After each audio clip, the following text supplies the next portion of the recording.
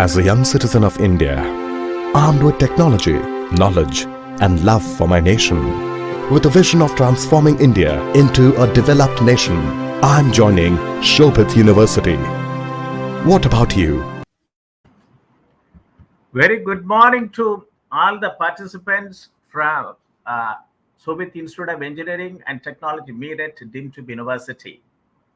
And it's a Center for Agricultural Informatics and E-Governance Research Studies and Center for Agribusiness and Disaster Management Studies. Extend greetings to all the participants from India and abroad who are attending today's national webinar series on doubling farmers' income by 2022. Atmanirbhar Bharat in agriculture. This webinar is being hosted on every Thursday from 11 a.m. to 1 p.m. We are sorry that we are late by 12 minutes. Today is 6th October 2022 on a very important topic, village level cooperatives, a proven model to elevate farmers from their poverty.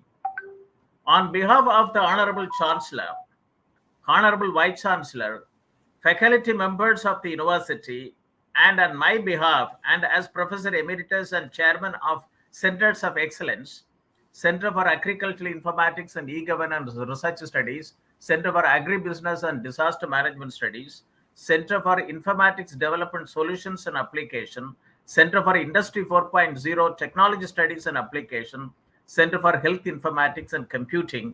Let me welcome today's guest speaker to deliver the talk in 96th edition of this national webinar series, Mr. Kaushalendra Singh Yadav. Is it your name I'm pronouncing properly? Kaushalendra Singh Yadav. He is Buddha Fellow and CEO of Farmveda from Bangalore. I wish to inform the participants and the speaker of the university. I wish to inform the participants and speaker that the university regularly conducts two webinar series. National webinar series on doubling farmers' income by 2022, Atmanirbhar Bharat in agriculture, on every Thursday, and international webinar series on open source digital technologies towards self-reliant India, Atmanirbhar Bharat, on every Saturday. So far, under this webinar series, the university has organized 95 webinars on very important topic in the area of role of agricultural cooperative societies and e-governance. The idea is that how to convert 1 lakh primary agriculture cooperative societies, 22,000 fisher cooperative societies, and 1.5 lakh dairy cooperative societies, and etc., as a value chain for their members, that is farmers. Blockchain technology based fishery value chain. Self-contained village, a felt need of the day. Spices informatics network value chain. Lantana camera, a camouflaged treasure trove. Smart hill agriculture, a digitalized hill agriculture value system. Mera mobile, Mera marketing, integrated mariculture, aquaponics, and precision agriculture for income revolution. Smart tribal agriculture, optimizing value chain. Digital agri-tech, industry perspective. Land resources information system in India, present and road ahead. Weather decision technologies for increasing farm income. Big data, smart farming.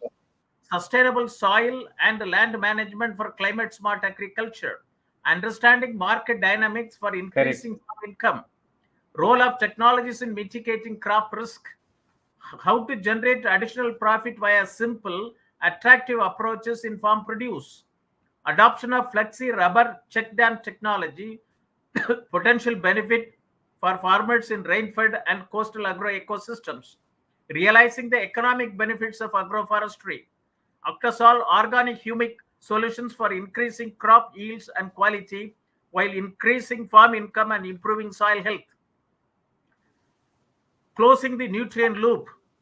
Phosphorus management in protein farming. Improving nutrient use efficiency and farm productivity. Artificial intelligence enabled pest management technology for agricultural crop protection.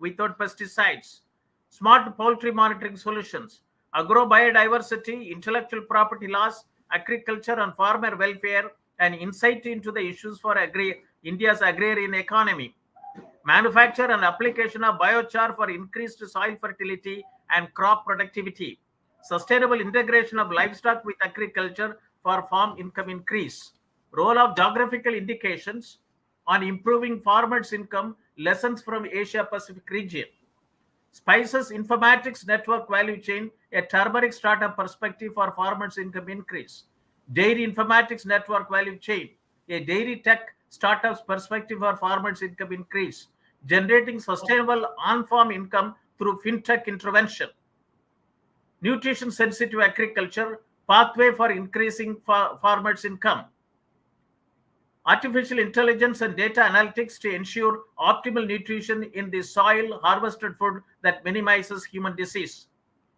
Let us wait. The connectivity is lost from the speaker.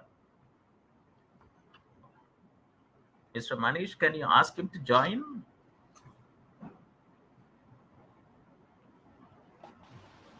Yes, sir.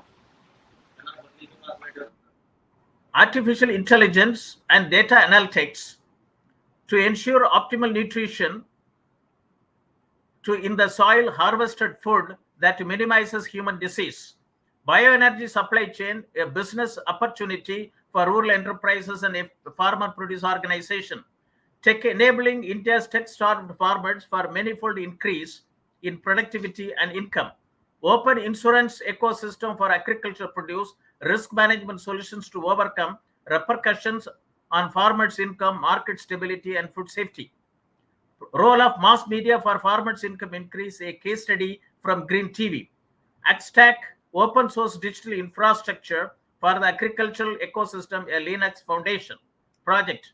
Circular bioeconomy towards resilience, urgent need for redefining raw materials and modified waste management policies and regulations. Agri-tech new horizon in Indian agriculture, supporting of farmers for marketing will only help doubling of income by 2022. Rural transformation for farmers' income increase, case studies from impoverished districts. Mobile-enabled software as a service to solve complex supply chain challenges, a case study from daily orders. John Deere's journey in India, integrated precision agriculture solutions, doubling the income of farmers through eco-agri revolution. Bayer's carbon farming initiative, I welcome your connectivity is last, I believe. Yeah, sorry, sir. Bayer's carbon farming initiative, post-production intervention, maximizing value for farmers. BAIF models of revival of traditional water management systems to enable doubling of farmers' income. Should we adopt farmers' welfare as a new paradigm instead of farmers' income?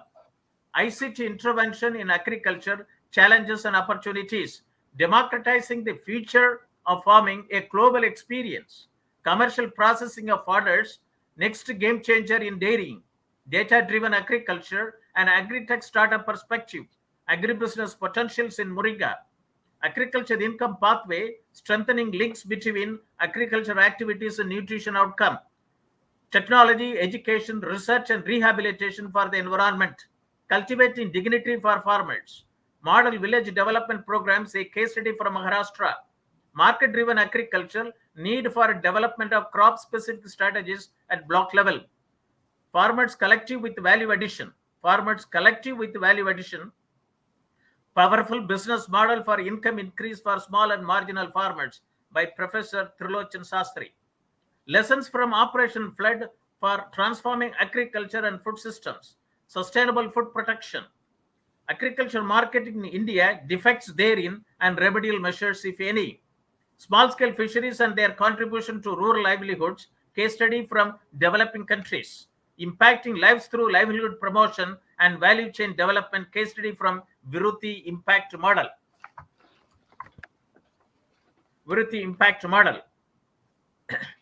Organic spices cultivation for doubling of farmers' income in northeastern region, a value chain analysis.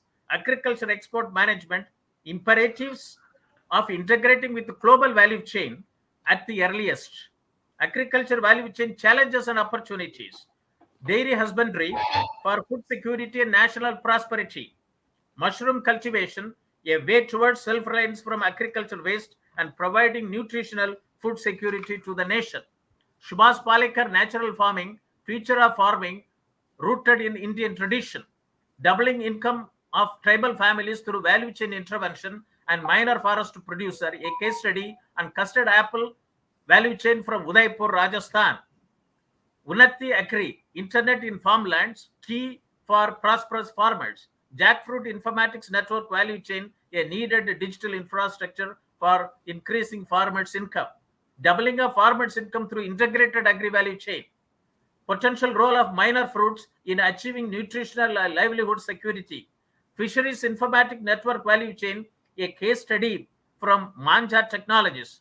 Untapped potential for growth, co-create solutions to realize gains for farms, households, and communities. Neem tree, sustainable solution to livelihood, chemical-free nutritious food, and global warming. One district, one product, informatics network value chain, key to unlocking India's potential of agri-exports. Village e-commerce, challenges, barriers, and potentials in rural India. Export promotion of GI tagged agricultural products from India, issues, challenges, and potentials. Doubling Indian farmers' income through indigenous cows, opportunities and challenges. Livestock insurance ecosystem, a necessity for smallholders farmers in India. Innovative future farming, need for design of agriculture. Empowering rural farmers by co-creating value-added products, an agri-tech entrepreneur's perspective. Food value chain, issues, challenges, and potential. Animal health industry, quality, innovation, talent, and technology have power to transform farm-linked activities and secondary agriculture, empowering small and marginal farmers in India. Harnessing opportunities in rain-fed areas, pathway to prosperity. Agri-entrepreneurship development, pathway for farming as a service.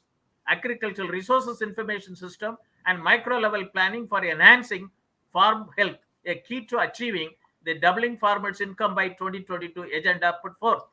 Growth and structural transformation in agriculture in India, moving to the next level. Fisheries value chain, empowering fisherfolk and allied workers through digitalized fishery input management system. Today is the 96th edition of this national webinar series, which will be addressed by Mr. Kaushalendra Singh Yadav on a very important topic, village level cooperatives, a proven model to elevate farmers from their poverty. Dear participants, please note the keywords: village level cooperatives, proven model, farmers, and poverty elevation. India is said to be a land of villages. Acharya Vinoba Bhave said, India is largely an agriculture country and a country of villages, having more than 6.25 lakh villages. And it employs more than 50% of the workforce and contributes about 18% of its GDP. At present, agricultural livelihoods are being severely impacted world over as a result of anthropogenic global warming and climate change. Climate change has got both the direct and indirect effects on agriculture productivity, including changing rainfall patterns, severe drought, flooding, and changes in the geographical redistribution of pests and diseases. Farmers of India are facing multidimensional problems: price fluctuation, debt, lack of infrastructure, and weather. In the Indian farming community comprises of about 14.5 crores operational holdings, and of which 85% farmers have small and marginal size operational holdings. They need timely, location-specific, marginalized information for effective control on their production, risk, and then market their produce to identified market opportunities. Many national level programs, be it Digital India 2015 or Make in India, Skill India, Startup India, and Startup India, have faced operational difficulties for its impact at farm level and farmer level, that too at small and marginal farmers. Also, we would like to quote Honorable Prime Minister Shri Narendra Modi at the 7th Governing Council meeting of Niti Aayog held on 7th August 2022, he said in his opening address, I quote, the need to focus on modernized agriculture, animal husbandry, and food processing to become self-sufficient and global leader in the agriculture. And in his closing remark, he said each state should focus on promoting trade, tourism, and technology via every Indian mission around the world.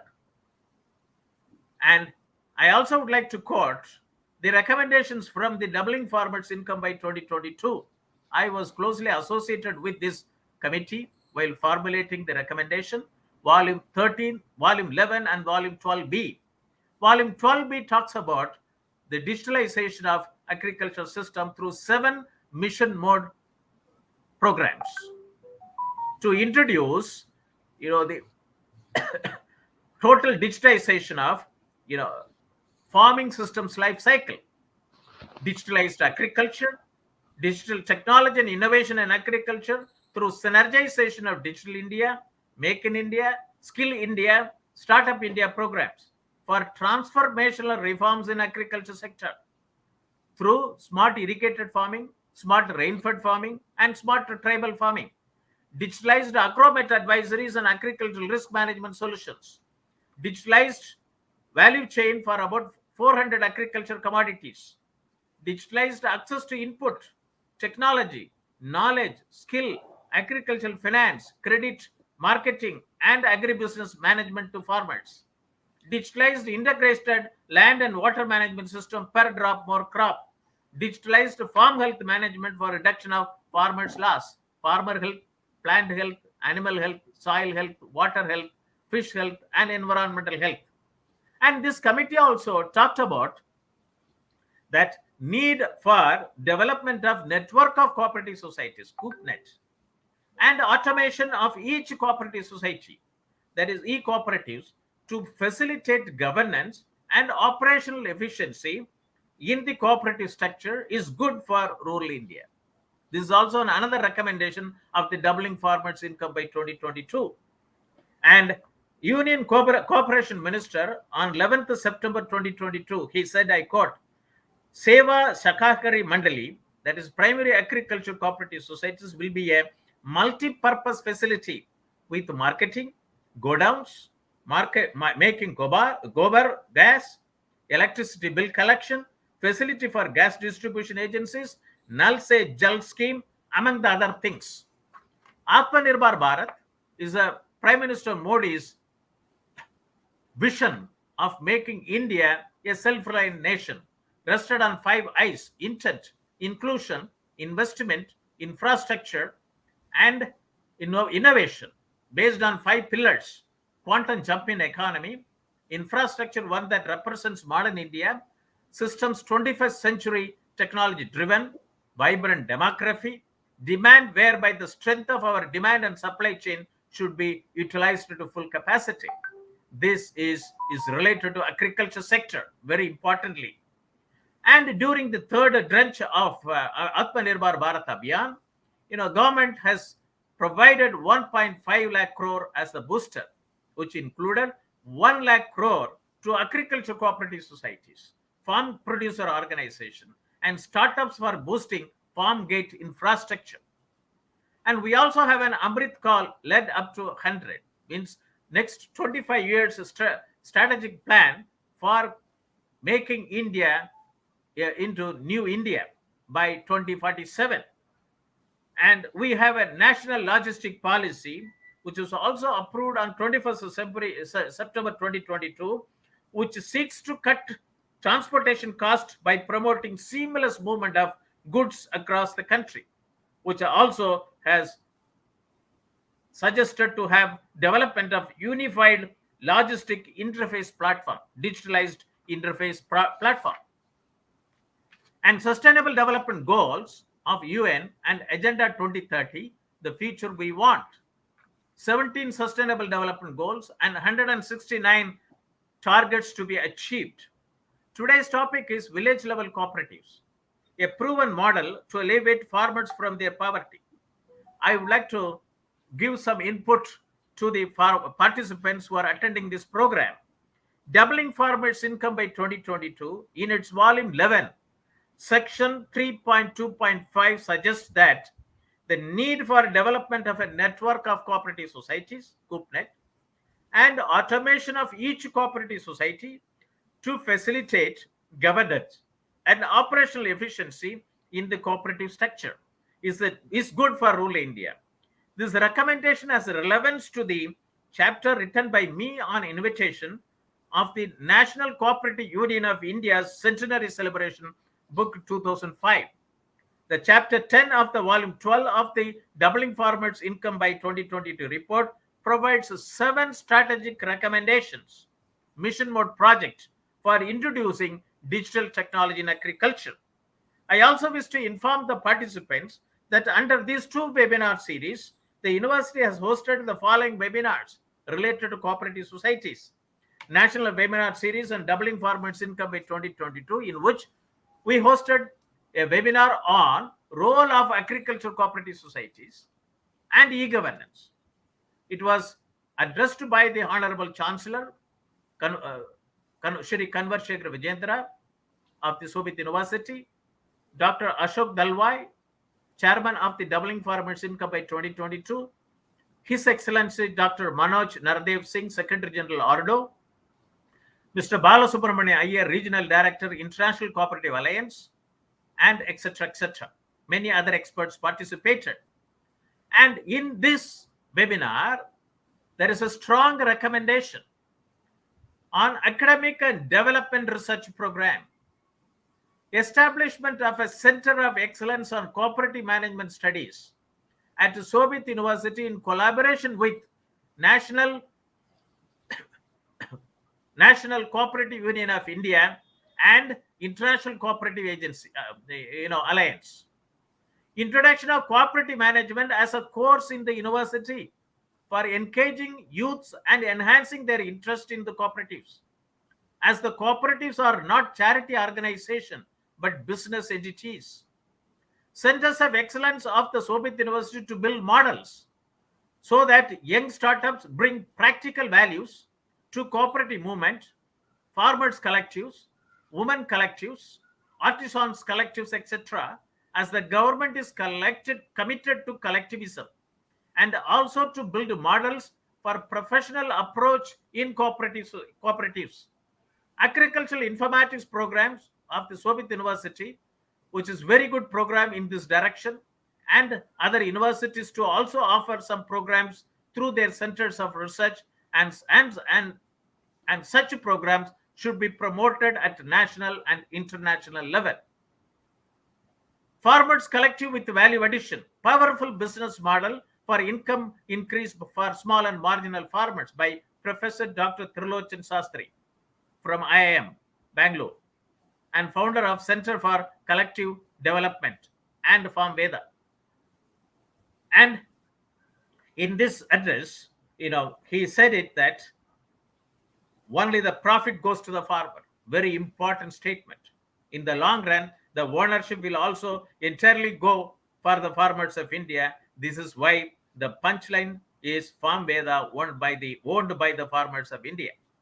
International webinar series on open digital technology towards self-reliant India talked on Fisheries Informatics Network value chain, business plan for fisheries cooperatives to attract investors.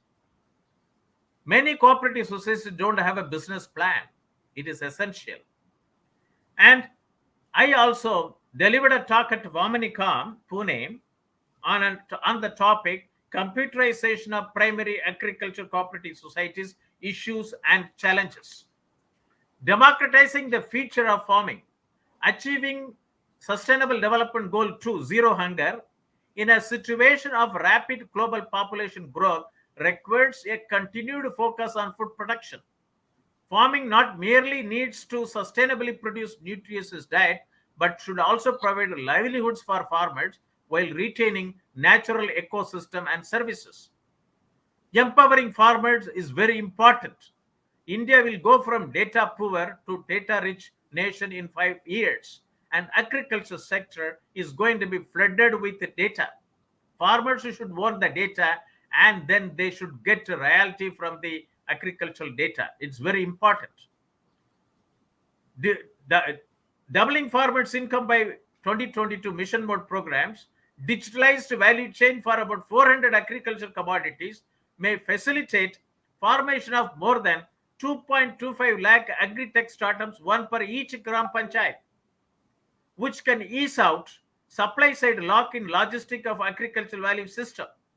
And agricultural cooperative societies and e-governance can convert themselves into more than 1.5 lakh agri-tech startups in the cooperative sector.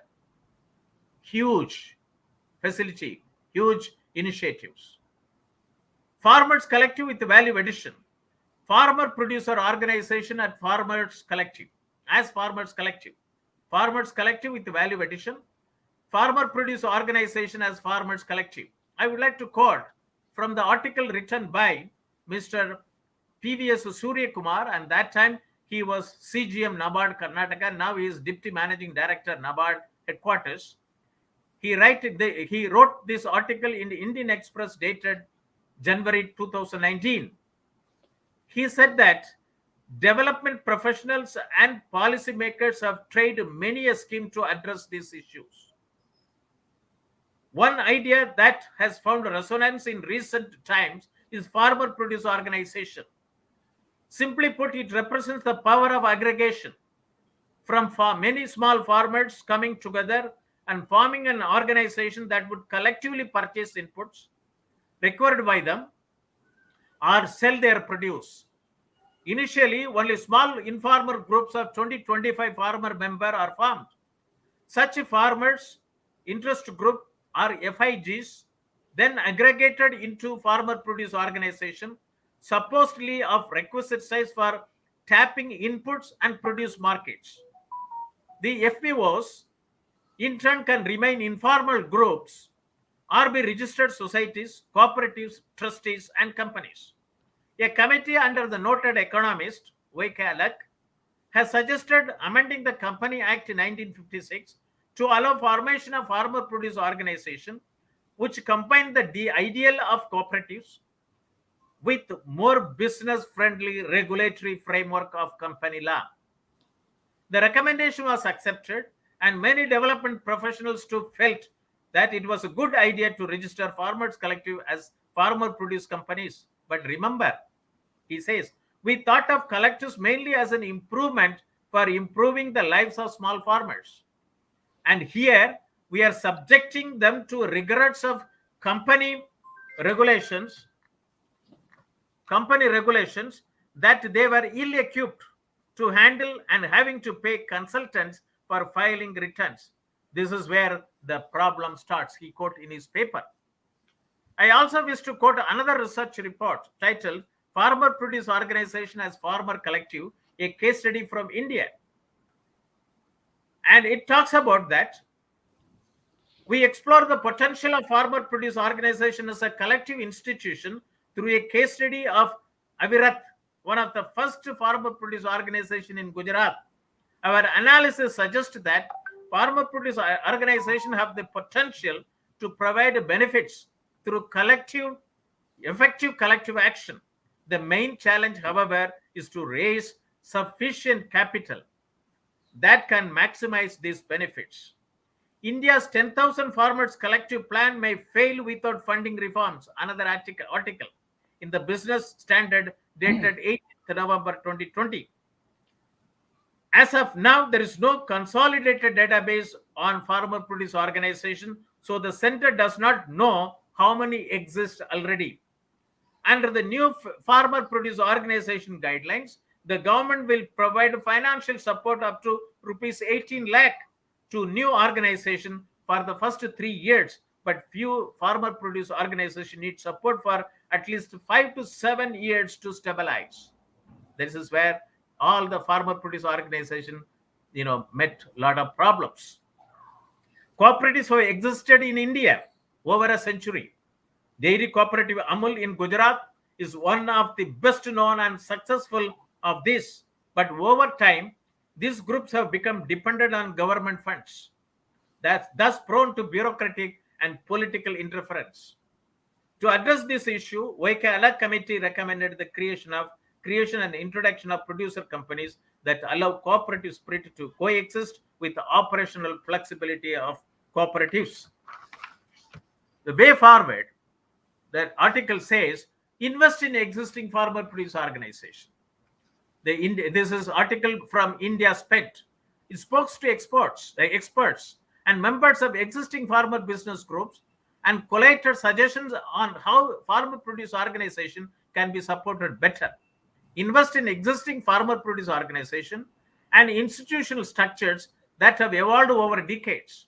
All three implementing agencies, SFAC, Small Farmers Agribusiness Consortium, NABARD, National Cooperative Development Corporation, need to develop policy by regularly engaging with the farmer produce organization. Invest in resource institutions and promotional organization. Create steering committees on farmer produce organization support and information at district and state levels that include organization with the farmer produce organization experience. Facilitate onboarding of business expertise and promote agencies based on the maturity of FPOs, considering they may need 5 to 7 years to stabilize operations. And during the webinar talk by Professor Thirulochan Sastry, I requested to have a talk by Farmveda on 13th January 2022. After his talk, I requested him, can you ask the CEO, the CEO of Farmveda to have a talk? And I'm happy that today it is happening. And from the website of the Farmveda, I would like to inform the audience, it has a vision. Farmveda is an idea that has blossomed into a beautiful reality. It has a vision. Make farmers prosperous by providing healthy, nutritious food to consumers. Vision, it has mission to expand the farmers' network to 1 million by 2030, offering a range of preservative-free, natural and healthy food products to consumers. They would like to work on food value chain. They would like to create full food value chain. Farmveda was founded in the year 2016 as for-profit organization associated with the farmers' cooperatives for increasing income of the farmers through innovation. Farmveda procures fresh produce from the farmers and manufactures quality food products for consumers, which in turn enables the farmers in more than one way. Farmveda produces 100% natural, delicious, healthy, and preservative-free products. All the profit from the sale of Farmveda products goes back to the farmer through the cooperatives, as Farmveda is owned by the farmers. This not only has elevated the financial condition of the farmers, but also has been a revolution in motion unfolding at multiple levels. While the Center for Collective Development ensured the farmer get their due through cooperative initiatives, Farmveda ensured the farm woman become an entrepreneur. This is a paradigm shift in Indian agriculture. The title in their website says Farmveda ensuring sustainable livelihood for farmers and building farm entrepreneurs, means farmpreneurs. And it helps the small and marginal farmers in various ways by realizing the power of collective through value-added products, nurturing entrepreneurs, promoting sustainable agriculture. Farmveda is making village-level cooperatives, helping farmers to pool and sell their crops.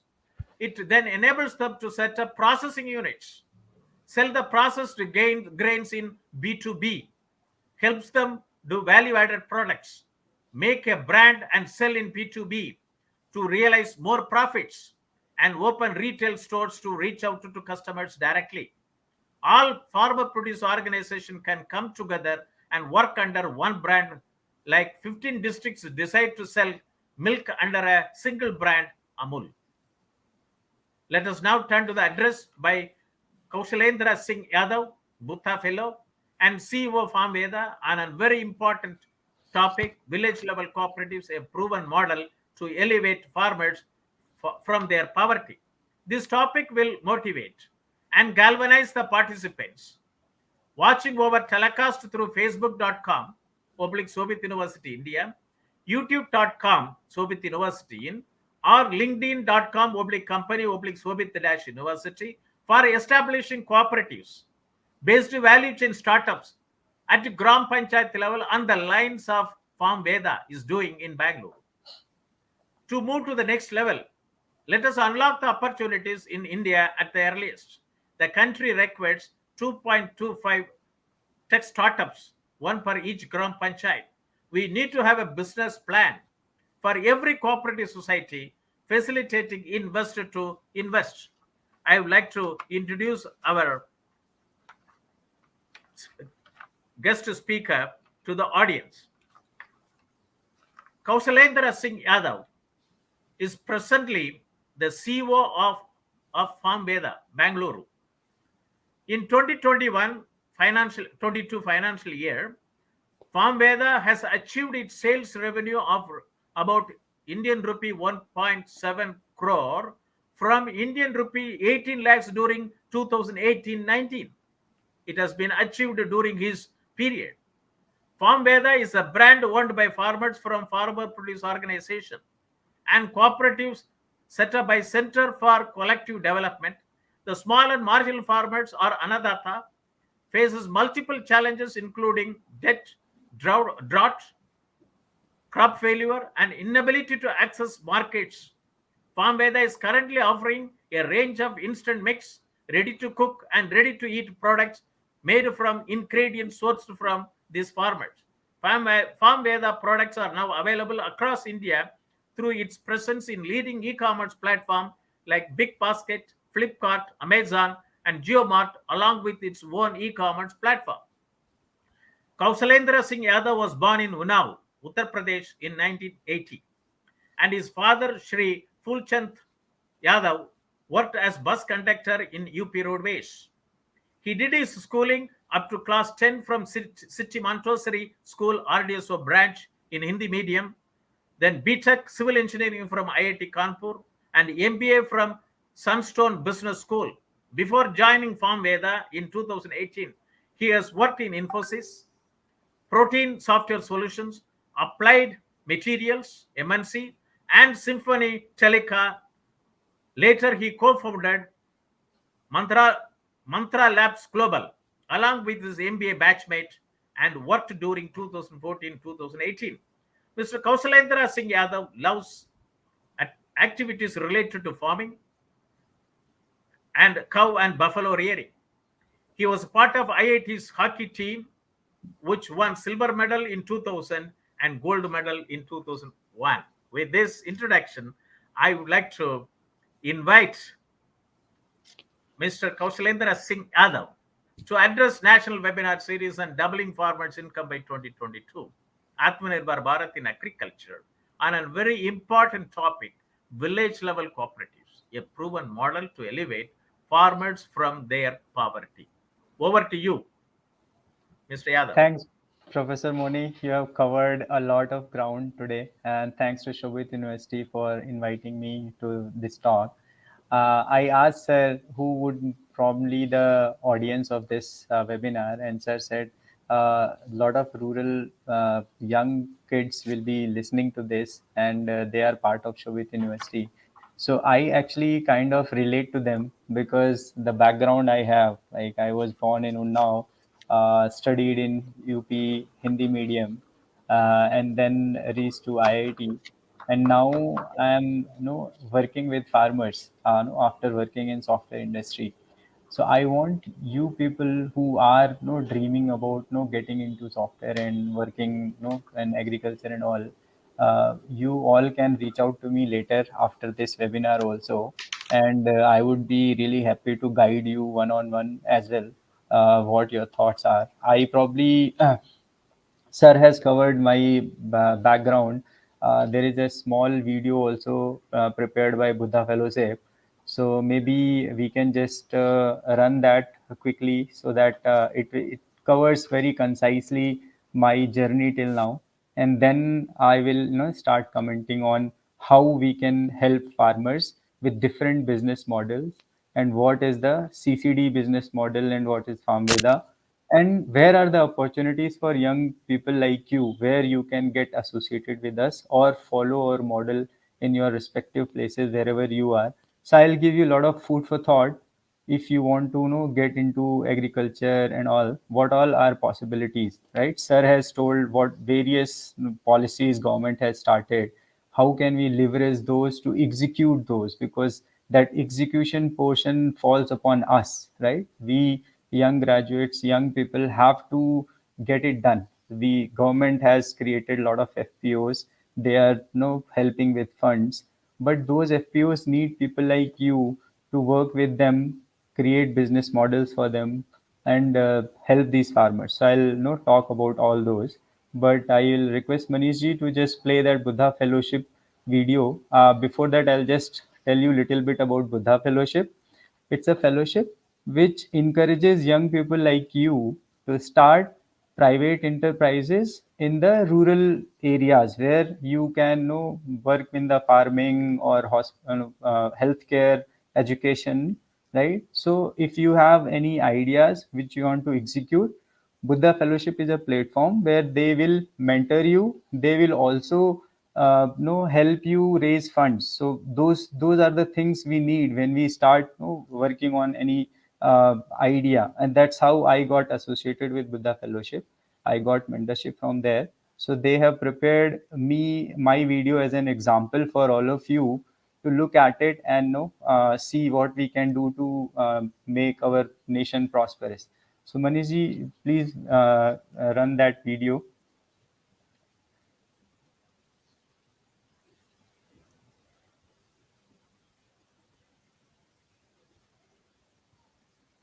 Manishji, are you?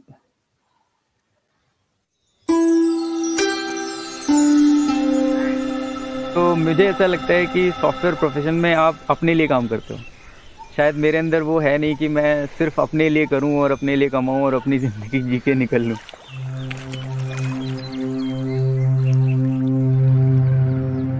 तो मैं UP Unnao से पैदा हुआ हूं और मैं खुशकिस्मत था कि मेरे पिताजी की लखनऊ में नौकरी लग गई और वो मुझे अच्छे स्कूल में डाल दिया।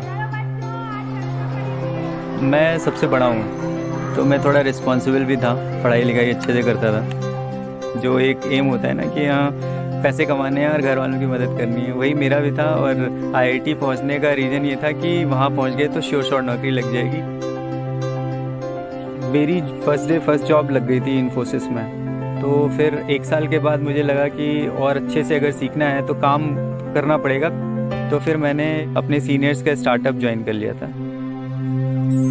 हर साल समर्स वेकेशन में मैं अपने नानी के गांव जाता था।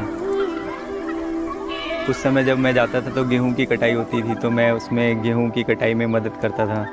जो तालाब होता था उससे चिकनी मिट्टी निकाल के उससे पहिए बनाते थे। कॉलिंग मेरी हमेशा थी कि मैं वापस अपने गांव जाके अपने लोगों के साथ, क्योंकि वो सब अभी भी किसान हैं, वो सब अभी भी वैसे ही गरीब हैं। मैं एक अकेला ऐसा हूँ जो कि शायद काफ़ी पैसे कमा चुका हूँ और अच्छे जीवन व्यतीत कर रहा हूँ, बट मुझे ये नहीं अच्छा लगता कि ना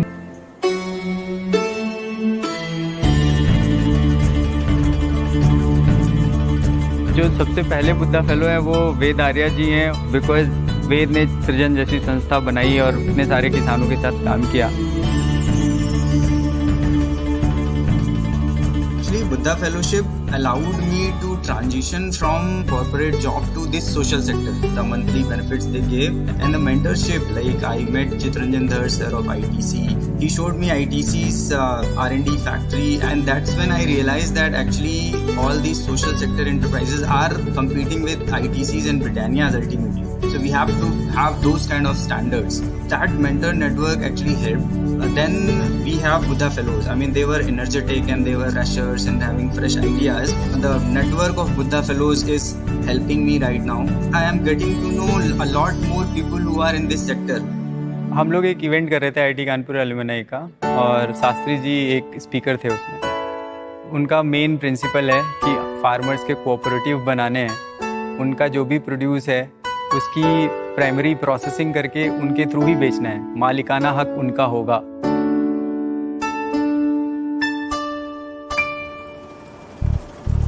पच्चीस 2000 किसानों ने 2009 में ये ज़मीन ली थी और इस पे ये मशीनरी पूरी सेटअप करी है किसानों ने अपना पैसा इकट्ठा करके। यहाँ पे जो मूंगफली की प्रोसेसिंग होती है ये हम लोग रिलायंस, मोर, रतनदीप को B2B में काफ़ी मात्रा में बेचते हैं और उसका जो संयुक्त लाभ है वो सारे किसानों को जाता है। तो इसमें किसानों की निर्भरता ना सरकार पे है और ना किसी और पे। जो अमूल ने करके दिखाया कि हम किसान को मालिक बना रहे हैं, उनके लिए काम कर रहे हैं और उनके प्रोड्यूस से वैल्यू एडेड प्रोडक्ट्स बना के ब्रांड के थ्रू बेच रहे हैं और उसका प्रॉफिट जो है वो किसानों को जा रहा है।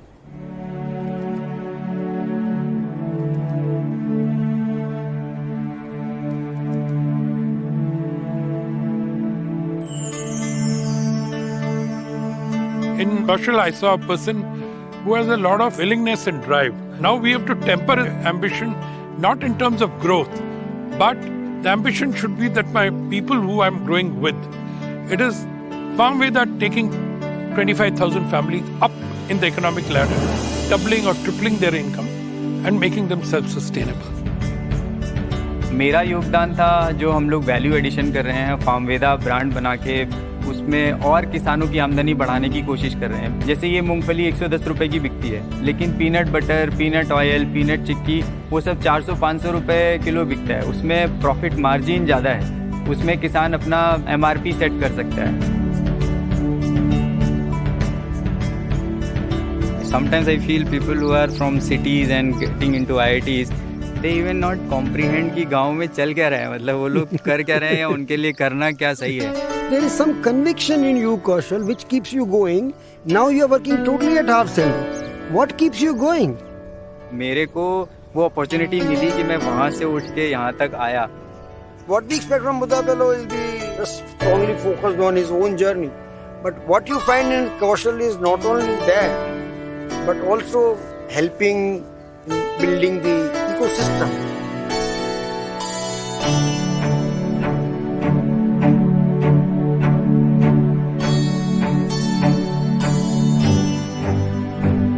हमने यहाँ पे पिछले साल 9 करोड़ का प्रोसेस करके दाना बेचा और जो विलेज लेवल कोऑपरेटिव है उसमें ये पॉट जो है इसको पूल एंड सेल मॉडल में 8 करोड़ का बेचा। तो 17 करोड़ का बिजनेस किया है इन फार्मर्स के ग्रुप्स ने। मुझे लगता है कि यही बेस्ट मॉडल है, इसके थ्रू ही हम किसानों को प्रोस्पेरस बना सकते हैं।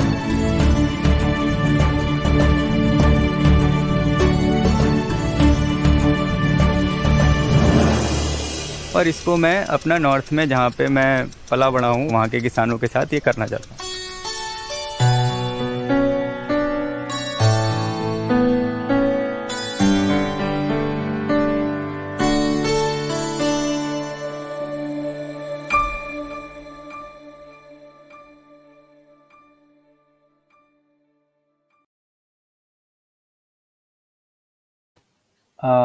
Thank you Manish ji for running this. I think थोड़ा लंबा हो गया, but you guys would have got a gist कि मेरी जर्नी अभी तक क्या रही है। अभी मैं फोकस करना चाहूँगा कि सर हिंदी चलेगी या सिर्फ English? Okay. Fine, fine. Okay. You know, if you can mix it. I'll speak in English. Yeah, I'll speak in English. Go to both national and international. Yes. Right. So basically, when you want to work in agriculture sector, right, there are a lot of ways you can work in this sector, right? You can traditionally farmers have grown crops always. They grow crops all over India, every season. But the problem with the farmers is they are not getting into the business side of it. They are only producing, and then someone else comes and buys from it. Generally, an aggregator we call a middleman or adati, right? They are also there to help farmers. They also give them loans, right? that system is existing in our country right now.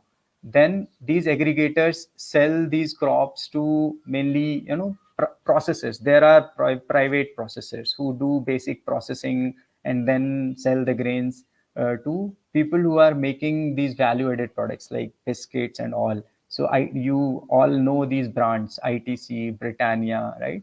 They make some value added products from these grains, and then ultimately we as consumers buy these products either from online market or from offline market where nearby kirana store, right? So this is a typical value chain where farmer is at one end of this, who produces most of the grains. Then there is an aggregator, then there is a private processor, then there is a value addition company, and then finally there are retailers, right, who sell in offline and online. So there is, if you buy a product, let's say worth 1 rupee, right? Everyone has their profit margins in between, and then a farmer gets around 20 to 25% of that 1 rupee, 20 to 25 paisa of 1 rupee. Now, we as young people, if we want to get into this value chain, we can decide which portion of this value chain we want to get involved. Where some people like to do farming, they want to be the farmers, right? They can be farmers. So, to them, my advice is find the market linkages of the good quality produce, because right now in our country we are producing surplus of almost everything, right? The problem is we are not that much into the export, and export people want quality. So I'm addressing now as a general what all possibilities are there, and at the end of it I will tell you what we are doing right in this value chain where we fit in, so you get an overall idea, right? So I'm talking about producers. So if you want to become a farmer, there is a lucrative opportunity there where you find the buyers, like you find ITC or Britannia or anyone who wants to buy good quality wheat, good quality rice.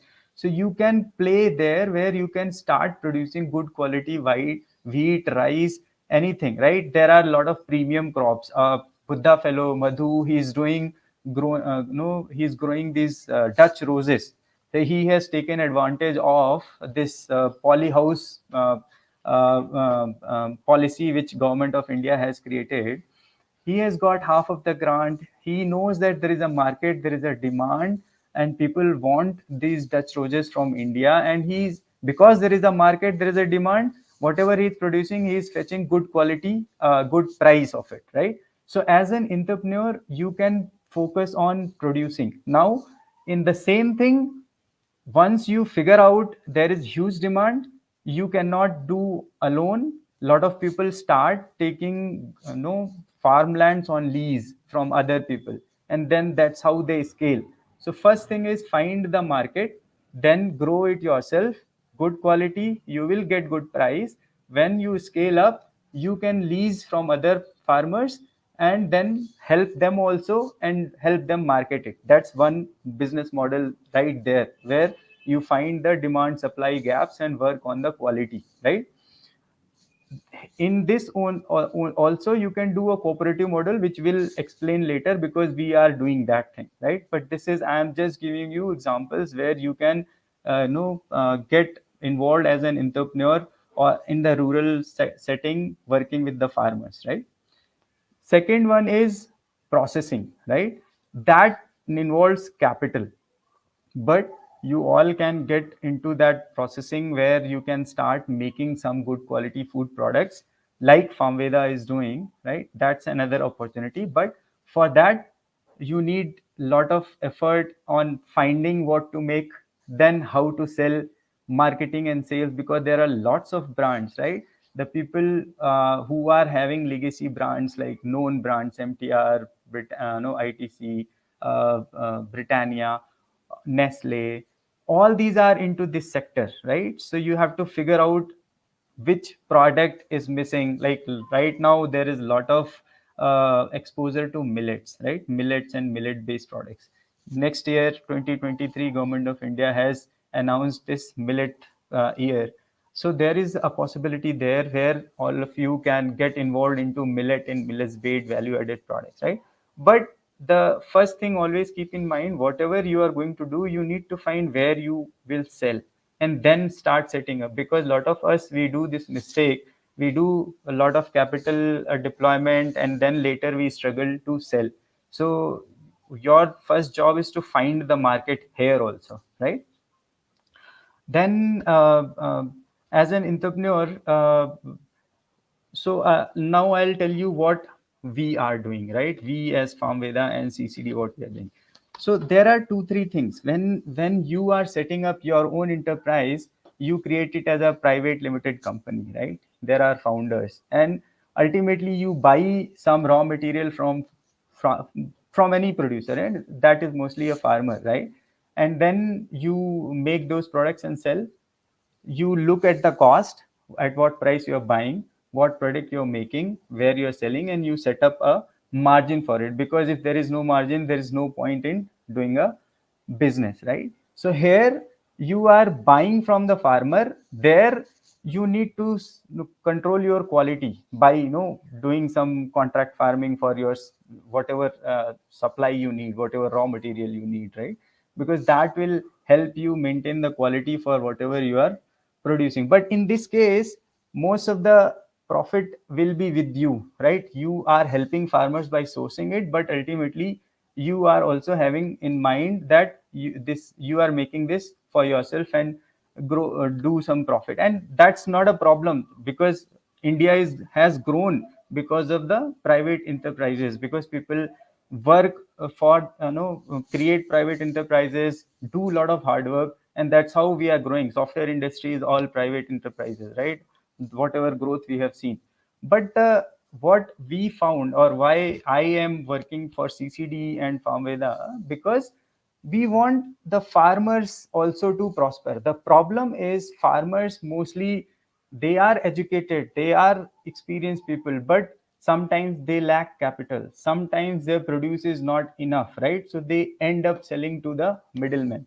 So what Center for Collective Development and CCD has started doing in 2004, which the Professor Trilochhan Sastry started in his vision, was that there should be some people who are not working for their own profit, but for the benefit of, in general, large number of farmers who are no small holders and their produce is not enough for themselves to sell it on themselves and get that kind of margins, right? So that's where this model came in, where Professor Trilochhan Sastry very unselfishly, he said, I will follow the Amul model, right? Lot of you might have eaten Amul ice cream and all, but some of you might know the Amul model also. It was started by Dr. Kurian. He has written a book also, I Too Had a Dream. So all of you can read that book to understand what was how Dr. Kurian did this. But it was in 60s, 70s, when private enterprise was not that much in vogue, right? Whatever government of India was doing through public companies, like all these. There was not many private enterprises then, right? So it was easy for everyone to work in that model. It's a societal shift which has happened from 80s and 90s, that private enterprises, and that have, I'm not saying that is wrong thing to do, but that also has helped. 90s, if software industry was not have boomed, I probably would not have benefited, right?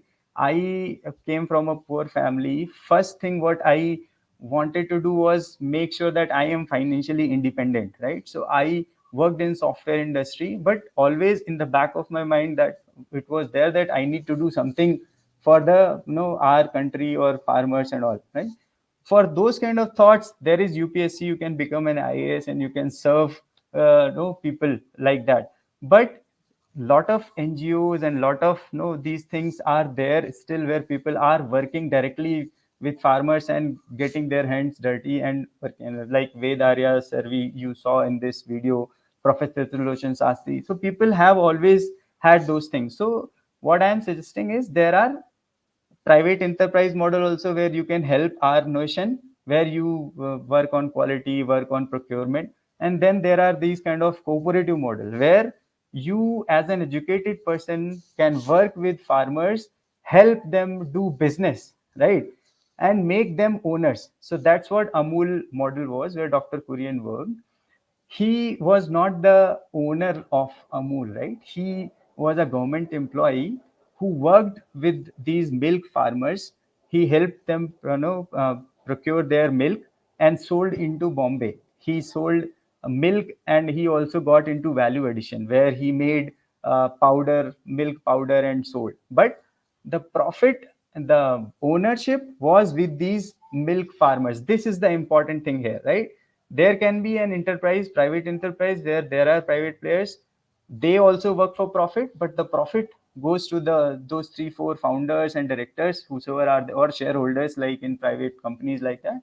And there is a model where you are making these farmer groups as your owners and helping them do the same kind of business. There also you do sales, you do marketing, you do all these activities, but you are working for them, you are enabling them. In this case, you are earning them profit, and from there you are taking salary. So this is the basic difference in these two things, and both the models actually help our nation, help farmers. It's your choice whether you are in a situation where you can work with the farmers. And I have made that choice. I am working with the farmers, where we are creating cooperatives and we have made them our owners, and that's how the profit, all profit goes to them. That's what I know Farmveda and CCD is doing, right? So I think I have given enough extempore thing. Let's go to the slide. uh, yeah. So now I'll tell you, Center for Collective Development, as we have already discussed, the main vision of Center for Collective Development as an NGO was to create farmers cooperatives, right? Village level cooperatives. So that's where what we are doing when we create a village level cooperative. We help these farmers to pool whatever they are producing and sell to the nearest mandi, wherever we can get the price. There the market linkages work, right? So in this, whatever a private middleman or adati is doing right now, we are asking these farmers to do themselves this thing together and pool it and sell it, right? So one second.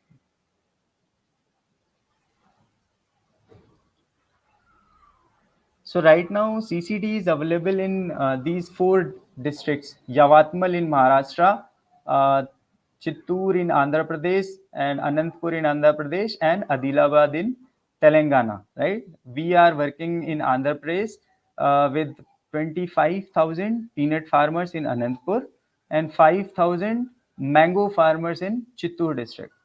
In Yavatmal and Adilabad, we are working with tur dal, soybean, and cotton farmers, right?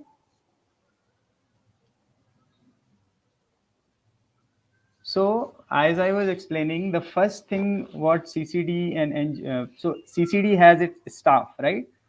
We have one account manager and one accountant in a district, and then we have field officers. One field officer actually is responsible for 10 to 15 cooperatives, right? So at one particular village, we create these bank accounts of these farmers. We create the village level cooperative, officially register it. And first activity we start doing is we help them pool their produce at one particular location and find the market linkages and sell it. So the major benefit in this activity is that whatever profit that middleman or adati is making, that is coming to the farmers. The second thing is, lot of cheating happens on weight in this activity, right? Even though yesterday itself I was talking to a friend, he wanted to honestly procure corn from corn farmers. His market price was 2200. There were middlemen who started offering 2300. But what happened? 50 kg bag, this guy at 2200 is taking 50 kgs only. But at 2300, they are taking at 56 kg or 60 kg, right? So the farmers still think that 2300 is a better price, and they end up selling to that person, but they don't realize that they are giving him extra 6 7 kgs, right? So those are the tricks applied by middlemen to lure the farmers. And that's where we as an educated people, when we are trying to help them, when we are creating cooperatives, we have to educate them. This is what our field officers do. They tell them that, okay, ultimately we have to make that money, whatever Adati is making. Our job is to make money, and we need to figure out. And collectively, when we do this, this percentage itself is very high. There itself, when we talk about doubling farmers' income, when we talk about these things, profit level there itself 10-20% goes up, right? Then when you create cooperatives, whatever inputs farmers need, let's say fertilizers, seeds, right? All these we can buy in bulk. In bulk, every one of us understand that there is a 20 to 30% margin. Whatever thing is sold at 100 rupees for one single farmer, if the FPOs and they are buying in bulk, they get that same thing at 60, 70 rupees, 80 rupees, right? So when we buy inputs in bulk and provide this to our farmers, then cost side we are saving 20 rupees, and while selling in pool and sell itself, we are able to get 10-20%, right? So here itself, if you do the calculation, the profit which he was making, let's say he was selling at 100 and cost was 80, now cost is 70 and he's selling at 110. So earlier profit was 20 rupees. Now the same profit becomes 40 rupees, right? So his income already doubled, right? So this is where this cooperative model works. When we establish in a district, like, okay, there are 2,000, 3,000 farmers, and we do basic business modeling, that let's say we start doing the primary processing. Now, what is primary processing? All north we grow dhan. धान से धान mill में we take it and then उससे rice बनता है.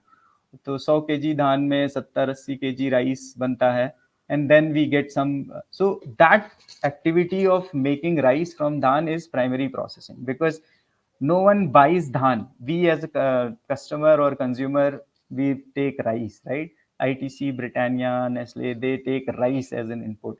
So that basic primary processing, that can easily be done by farmers group and FPOs. For that, when our groups are little bit strong, we start helping them setting up these processing units. That's what we have already done. CCD has done in Anantapur for peanut farmers. They have set up in 2009 itself, they have set up a 20 ton per day capacity unit, where from the pods they take out seeds, right? And this processing unit is owned by these 25,000 farmers. It is not owned by CCD, the NGO, or any other private player, right?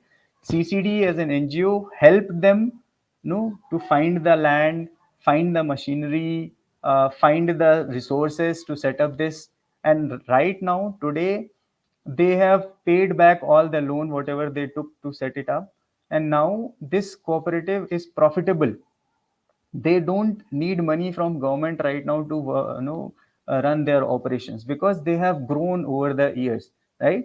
Like in the video I said, they have sold 9 crores of seeds after processing at the federation level, at the district level, right? So I told you, our field officer create these village level cooperatives, but at the district level we make group of these cooperatives, which is called federation, right?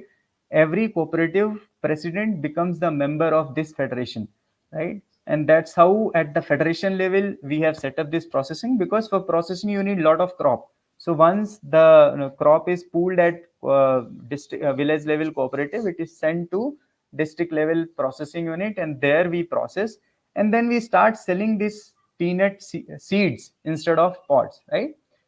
So that's in the initially I explained you the value chain, right? There is a farmer, there is a middleman who buys from the farmer, aggregates and sell to this private processor most of the times. So now these first two activities, we are able to do it with the farmers groups, right? So the profit made by the middleman and by the processing is now getting to the farmer groups now. That's how I explained you how their income is doubling when they come into cooperative, by saving on the cost on fertilizers and seeds, and by selling at the higher same price, but saving on the weight, cheating and on weights and all those kind of activities, right? Plus you can be more efficient, right? So these two activities are done by the cooperatives and the district federations. That's what CCD has been able to do right now in Anandpur. Now farmer groups. This 25,000 farmer groups is very strong, organized. We also help them do monthly meetings at the cooperative levels. They discuss all their business activities. We also conduct annual general body meeting at the district level. All these farmers come and they get accounts, total transparency of each and every expense we have done, right? Couple of things we also do at the cooperative level. When we are making board of directors, we are making sure that there is no politically exposed person becomes director, because then they have their own vested interests, right? We also make sure the trader community also doesn't get into the board of directors, because these are small and marginal farmers, right? So the people who are having their interest in mind, they should only be the director. That's the job of CCD representative who is there at the election time, right? So that's how we make sure, because as sir was also explaining in the beginning, cooperatives are prone to get political, and that's where this model has not been successful till now in our country, because they have been hijacked by either political people or for personal agendas. That's where the agency like CCD has to ensure that this is the every religion, everyone is allowed to become member, and there is no one like that to become board of director. The only purpose of this cooperative is to do business, right? To help farmers do business, by coming together. And that's where CCD has done a good job, I would say. And that's why I say that this model has to be replicated all across India. Cooperative is a good model, but if managed well, right? So this slide actually showing that we do pool and sell. We have do processing and selling, right? So that value chain we are covering first two steps, the aggregation and the processing part together through the cooperative, and how we ensure the cooperatives are well run, well managed, by having democratically elected board of directors of each cooperative, and ensuring there is no politician, no trader community getting into that. And sole purpose of the cooperative is to do business for the farmers.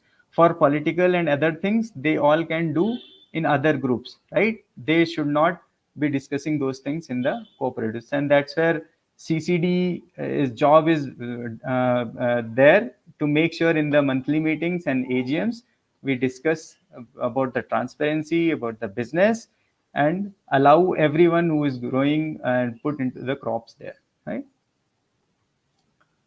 So vision and mission, sir has already explained. Our only mission is to work with farmers, enable them to do more business and work towards doubling their income, right?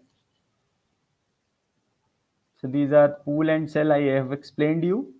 Sometimes in some crops, let's say soya bean is one example where we have found that when the crop is there, the prices are at the lowest. But after 2-3 months, the prices become more, right? So the people who have money, they buy from the farmers, store it, and after some time when there is a higher price, they sell it. So what as a cooperative we are enabling these farmers is, you can also hold your crop, right? Sometimes the problem with the farmers is they need money immediately, right? They have taken loan, and as soon as crop comes, the people from whom they have taken loan, they only force them to sell at the lowest possible price. And a lot of farmers are in that trap right now in India, right? So when you create cooperative, we encourage farmers to do some saving, right? In peanut farmers, they save 100 rupees per bag every year. Like that, now they have able to manage a corpus. Right now, Anantapur Cooperative Sri Satya Sai Raitu Federation has been following this practice of submitting 100 rupees per bag, and whatever profits they make, right now they have 2 to 3 crore cash with them, right? So we have to inculcate that habit, right? As a individual, when you are earning, if you don't save money, you end up taking a lot of loans, and you end up paying EMIs for your bike, for your house, and then there is nothing left, right? You are always in that debt trap. Same situation is with the farmers. So how people who have done well are coming out of it? By saving, right? Financial planning is that whatever you earn, first save and then spend. When you save, then you can build assets, right? Then you don't need to take loans. So the same things we explain to our farmers, that this is your group, this is your cooperative, you should save some money, and then when in need, you can take money from your cooperative itself, right? So whatever interest you have to give, you can give to your cooperative only, because everyone else, your farming community only will benefit from it, right? Right now there are a lot of microfinance companies, banks, and everyone's business is to give loan to farmers and earn on top of farmers. I mean, we should encourage and teach farmers to save and then use that money instead of taking loans from outside. That's what we have been encouraging. We don't, as a CCD, we don't do it, but we encourage the farmer groups and cooperatives and federations to do this activity, and they have successfully done it in Anandpur and Adilabad, right? This pool, process, and store and sell. Here, like I said, when we process the grains and we sell, we make little more profit for them. And final one is the value addition, which is the Farmveda, which I will come next. So this slide basically explains you, these are the farmers. We first make cooperatives by bringing them together. Our field officer does this job, and then at the district level, we make group of these cooperatives with federation. We need federation because we want to do processing, and for processing we need more crop. That's why we have to create federation of cooperatives. And commodity business, whenever we are selling, you need to sell continuously, lot of quantity. Like right now in Anandpur, we are selling 5 tons every week to Reliance, 5 tons every week to more than Flipkart. So all these corporate buyers are now buying peanuts from our federation, and that is becoming the moat for these farmers, right? Because now the corporates also wants to buy from the farmers group. Most of the farmers groups and FPOs in our country, they are not able to scale up because of these challenges. Major challenges are because of the organization building, which CCD has been able to do. That we have shown it, that we have reached to 25,000 farmers, and CCD doesn't need to involve that much now, because the farmer groups have understood how to do business, who are the proper, how to find customers, and they have customers. But this would not have been possible at the beginning, because in the beginning we are bringing them, we are working with them, we are pooling and selling, and we are explaining them that this is how you can do better business and you can earn more money. And over the years, farmers have seen that coming together, doing the business together, they are having benefit, and that's how our cooperatives have grown on their own. Membership have grown, crops have grown, and we are able to get these kind of corporate buyers where they are very particular about the quality what we are giving to them, consistent supply, right? So these corporates want every week 5 tons. They will not buy. Most of the FPOs where I have visited, they fail because they want to sell at the time of harvesting, right? But the buyer want regularly every week, right? So that's where till now the private enterprise or private processor have done well, because they have money, they buy at the harvest time, they store it, and then they sell regularly when their customers want. So we have to replicate same thing whatever private processors and private these people are doing, but with the cooperatives, right? That's where the job is with the professional like us, who can compete on the business and execution side with the private players, but we are working for the farmers, right? Our job is to make our owners prosperous. They should make profit, and from there they should be able to pay us, right? So we are actually competing with the same efficient private processes, and FPOs have to become efficient in this, right? So we have to buy, we have to make sure we are having good storage facilities, and then we are able to consistently supply. Then all these corporates will buy from FPOs, right? This is what we have to do. And those people who want to see how we are working, all of you are welcome to visit Anantpur Federation or Adilabad Federation. In Adilabad, we do same thing with the tur dal, right? We have set up we have enabled the farmer groups there to set up their own processing unit, right? They are processing tur dal and they are selling tur dal in bulk in B2B. Okay. So other activities we do are MSP procurement. So what happens? Government does the MSP centers, and so till now from the different departments people set up MSP centers. There is a requirement that you per day you have to buy this much. People who are from other departments like education or health, they are running these MSP centers. They tend to buy from large farmers, do their quota and finish the job, right? So that's why poor farmer is not able to mostly sell into the MSP centers. So what has happened since our organization, our farmer group is now big and strong and organized, district administration recognizes it. So they have given them to run the MSP centers, right? So we all know MSP is the highest price farmer gets, or even though it is minimum support price, but in anywhere that is the highest price farmers get. So when MSP is declared, we also help farmers to sell to the government. So we with the government help, we also set up center. But our people buy from all farmers from morning till night as much as possible. We buy and we sell to the government, right? And then government gives us service fees. Let's say we have purchased 30 crore worth of peanut, then 1% of that 30 lakh comes to this farmer federation, right? That is the earning again for the farmers. So FPOs can do these activities. Right now Government of India has done a great initiative where we are creating FPOs across India.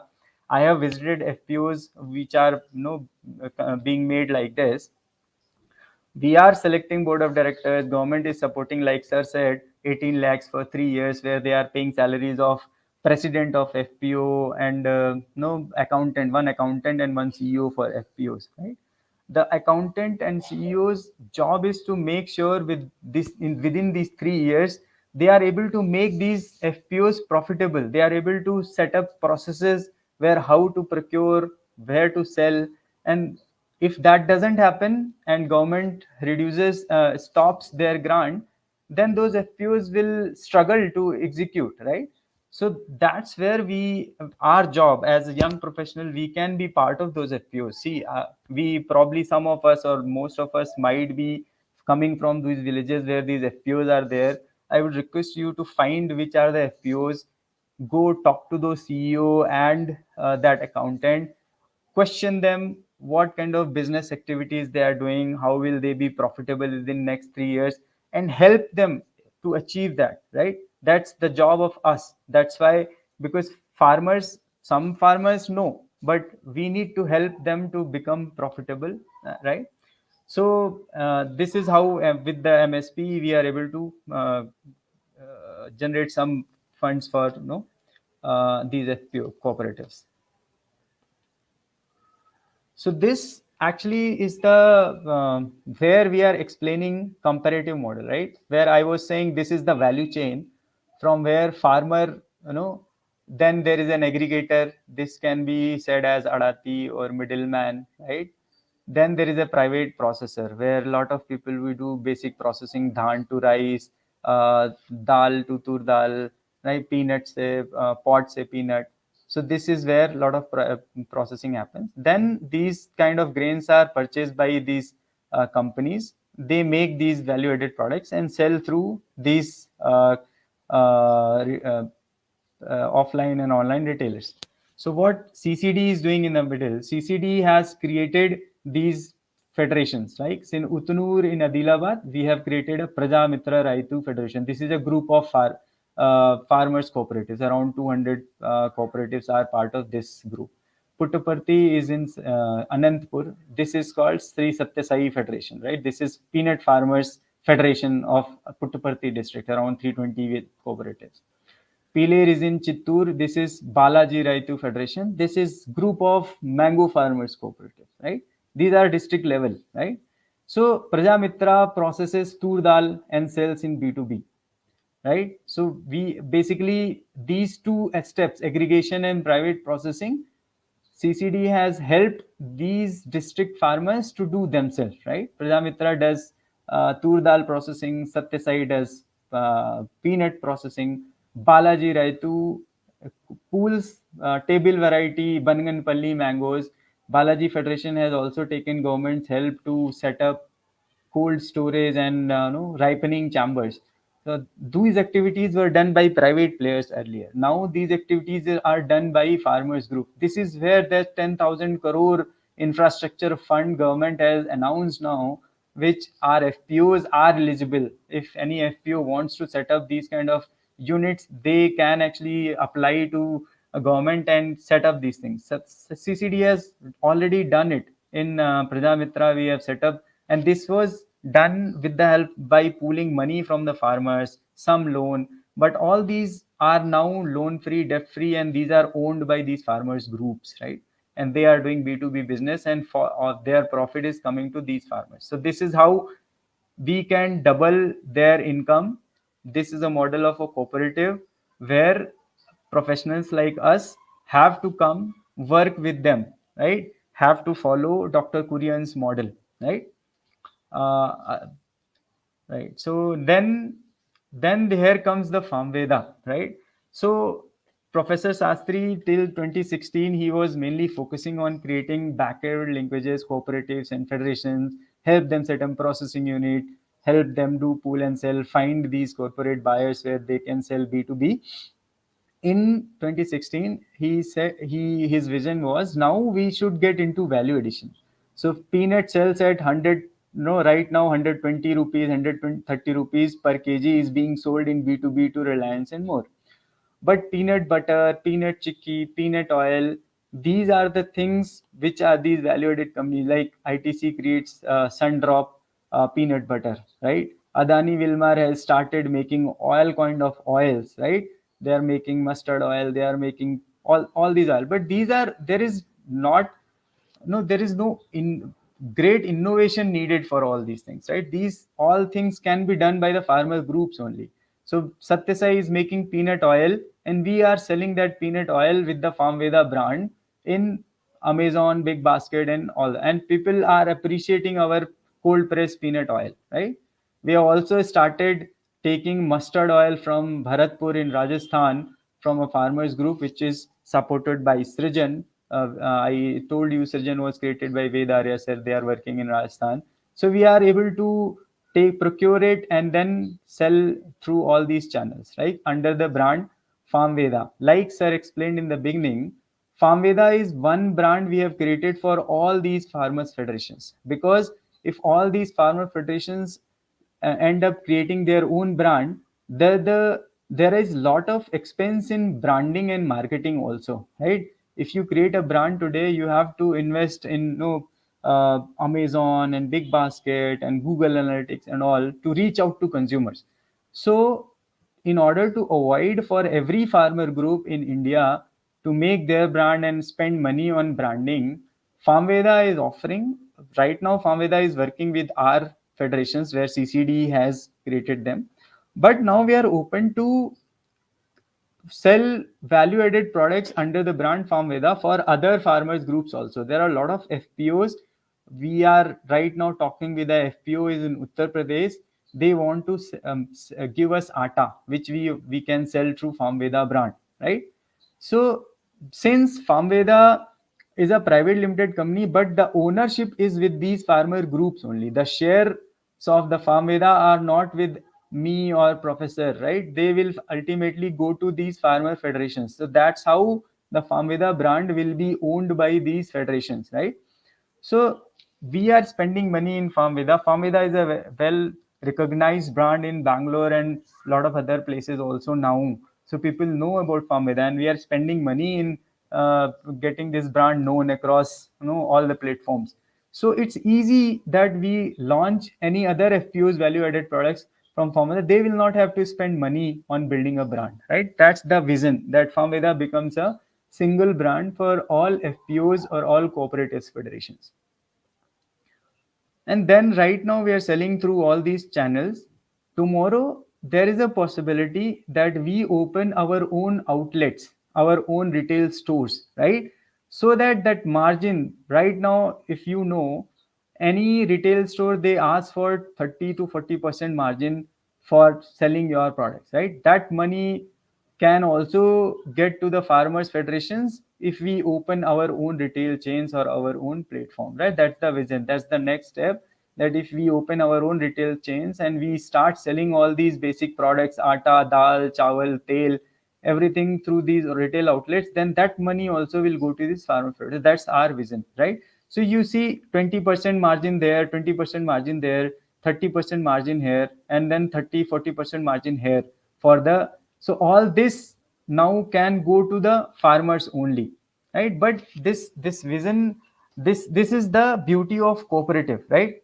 There are a lot of large cooperative in United States, right, who are working in this model. So it's a possibility, but it takes time, right? It takes patience, right? To create cooperatives, manage cooperatives, you need your field officers, you need a project manager, you need an accountant, right? At least to start somewhere. Like what government of India is helping with these FPOs, they are giving salaries for CEOs and accountants. They know that farmer groups need that hand holding in the beginning, right? CCD has taken this much time, right? These FPOs now, probably some of them will be able to turn profitable in 3 years and will continue. Some of them might fail, but what job CCD is doing, you guys can also do in your areas, work with these FPOs. If you want to learn from CCD and Farmveda, all of you are welcome. You can come to Anantpur where they speak Telugu. You can talk to those farmers, how they are working. Adilabad, they know Hindi, they talk Hindi. We welcome all of you to come for immersion and be there for 1-2 days, work, talk to those farmers and see how they are so proud to have these kind of processing units, tur dal mill or peanut mill, and they understand that this model is helping them. But it needs patience. It needs some investment in the beginning in the form of those project managers and accountants and field officers. Right now, the federation in Anantpur, now they have cash. Now they have started paying salaries to the people who are processing the, who are taking the care of mill, who are taking the accounts. But it has happened after 13 years. It has happened after they become 25,000. It has happened after they have religiously saved 100 rupees per bag. Now they have that cash where they can afford. Now farmer groups can afford to hire professionals and get the job done. Hire professionals to do marketing for their crop. There is a dedicated marketing person for Satyasai to sell peanuts in B2B, and he keeps working and keep finding newer clients, right? So we have to operate like a private limited company. Same activities are needed: sales, marketing, production, efficiency, but with the farmer groups. And as professionals, our job is to make sure we bring that efficiency. That's what Amul is doing. Sodhi sir is doing right now, right? He is not the owner of Amul, but Amul is the largest FMCG player right now in India, 60,000 crore market cap, right?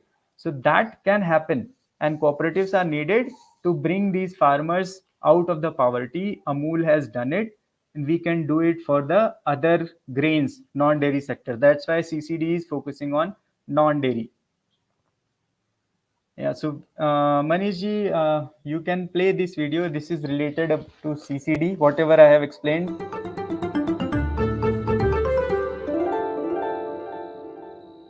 A farmer in India has to deal with the vagaries of the climate. The small farmer is at the mercy of middlemen and money lenders who take away a lion's share of his income. రాసి చూసి ఇన్ని బస్తాలకు ఇస్తారని ఒట్టుకు అడుగుతారు. అప్పుడు దగ్గర రైతు ఎంత లేని కనుక 100 బస్తాలు అయ్యేటి 60-70 బస్తాలకే తీసుకొని పోతాండ్రు. It was in this scenario that CCD started changing the way the small farmer was treated. Started in 2004 with a corpus of 1 crore rupees, CCD kept the small farmer at the center of all its plans. CCD worked hard and set up farmer cooperatives. CCD వాళ్ళు వచ్చి గ్రామాలు తిరిగి సంఘాలు ఏర్పరిచినారు. ఒక 8 సంవత్సరాలు అవుతుంది సంఘాలన్నీ ఏర్పరిచి మళ్ళీ ఒక సమాఖ్యగా తయారు చేసి. These cooperative societies eliminated the farmers' dependence on middlemen to sell their crop. సొంతం ప్లాట్ఫారం స్కేల్ పెట్టుకొని రైతులే సొంతం తూకాలు వేసి పంపిస్తున్నాం కాబట్టి ఒక తూకాల్లో మాత్రం ఎలాంటి మోసము లేదు. With the farmers selling directly to the cooperative, their income went up by at least 30%. ఈ MSP సెంటర్ పెట్టినప్పుడు ఇక్కడ తోలినందువల్ల దాదాపు బస్తాకు 600 రూపాయలు మ్యాక్సిమం అంటే. All the profits from the activities go back into the farmers' hands. CCD went a step further and helped with the setting up of mills and godowns. The Farmer Federation requires farmers to save 100 rupees per bag of groundnut. 80 lakhs వరకు deposit fixed deposit ఉంది, 10 lakhs వరకు అకౌంట్లో ఉందన్నమాట. The setting up of the seeds and farm input store has reduced the input cost for the farmers. ఒక బస్తాకు 50 నుంచి 100 రూపాయలు తక్కువగా ఉంటుంది. పురుగు మందుల్లో కూడా దాదాపుగా 150 నుంచి 200 రూపాయలు తక్కువగానే ఉంటుంది. Today, the Farmer Federation is financially strong, and for further growth, it wants to work with mainstream banks. This success story is similar in all the areas that CCD operates in today. They are planning to expand to 10 states and are gathering resources and finances for this. CCD realized that the gap between the commodity price of groundnut and the finished products is huge. Value addition started recently through another sister organization called Farmveda. The seeds have been planted. The nursery is ready. It's now time to transplant this success story into other parts of the country. Come, become a catalyst in this revolution. Together, let's make sure that our Annadatas also become prosperous.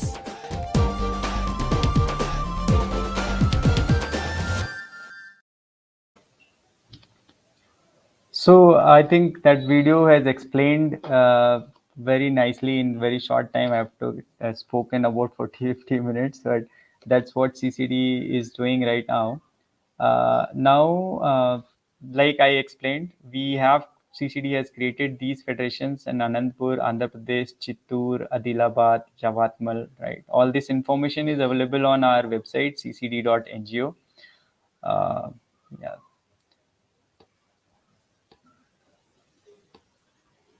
Like I was explaining this MSP to you, how these farmer federations in Anandpur has done. So in 2017-18, they purchased 37 crore worth of pods from farmer members and sold to government. And then 1% of that 37 lakh came to the farmer federations. That was the earning of the farmers. Next year, 2019-20, 29 crores, right? So whenever MSP is declared by government, we set up MSP centers, and that's how we generate income for the farmers for that way. These are the numbers for pool and sell, how much peanuts we are selling in Anandpur right now.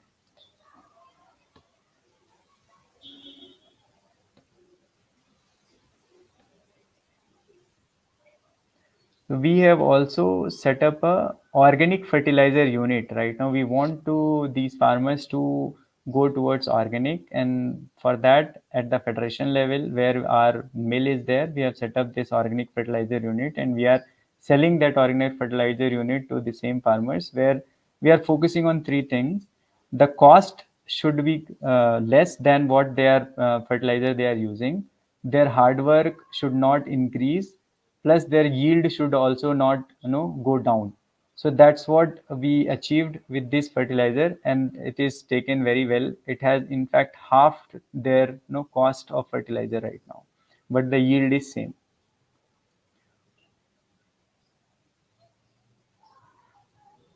Now I'll just tell you about Farmveda. So these are the products we have actually made.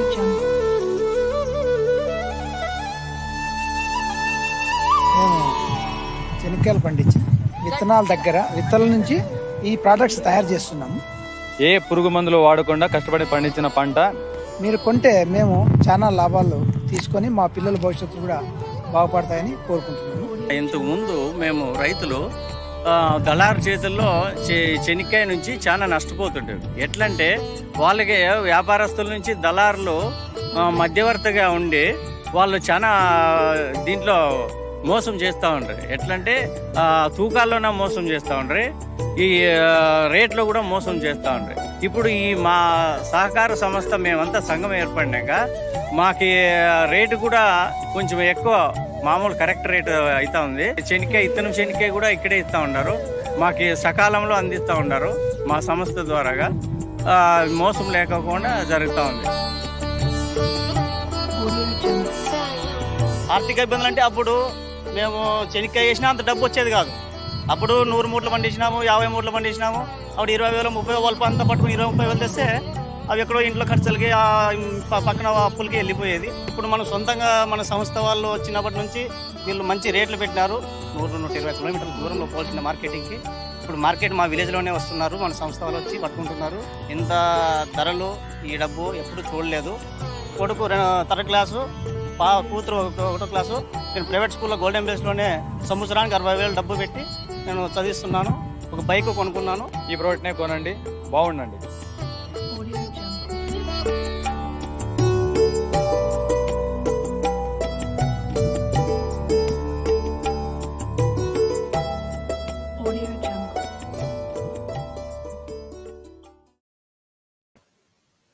Right. So you saw the pandal and lot of farmers. That was the picture of annual general body meeting, where generally they spend their own money, come from all over district to one location and take part in annual general body meeting.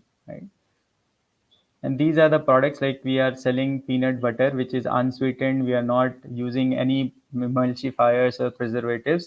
It's a very good product from this Satyasai, which we are selling in the brand Farmveda.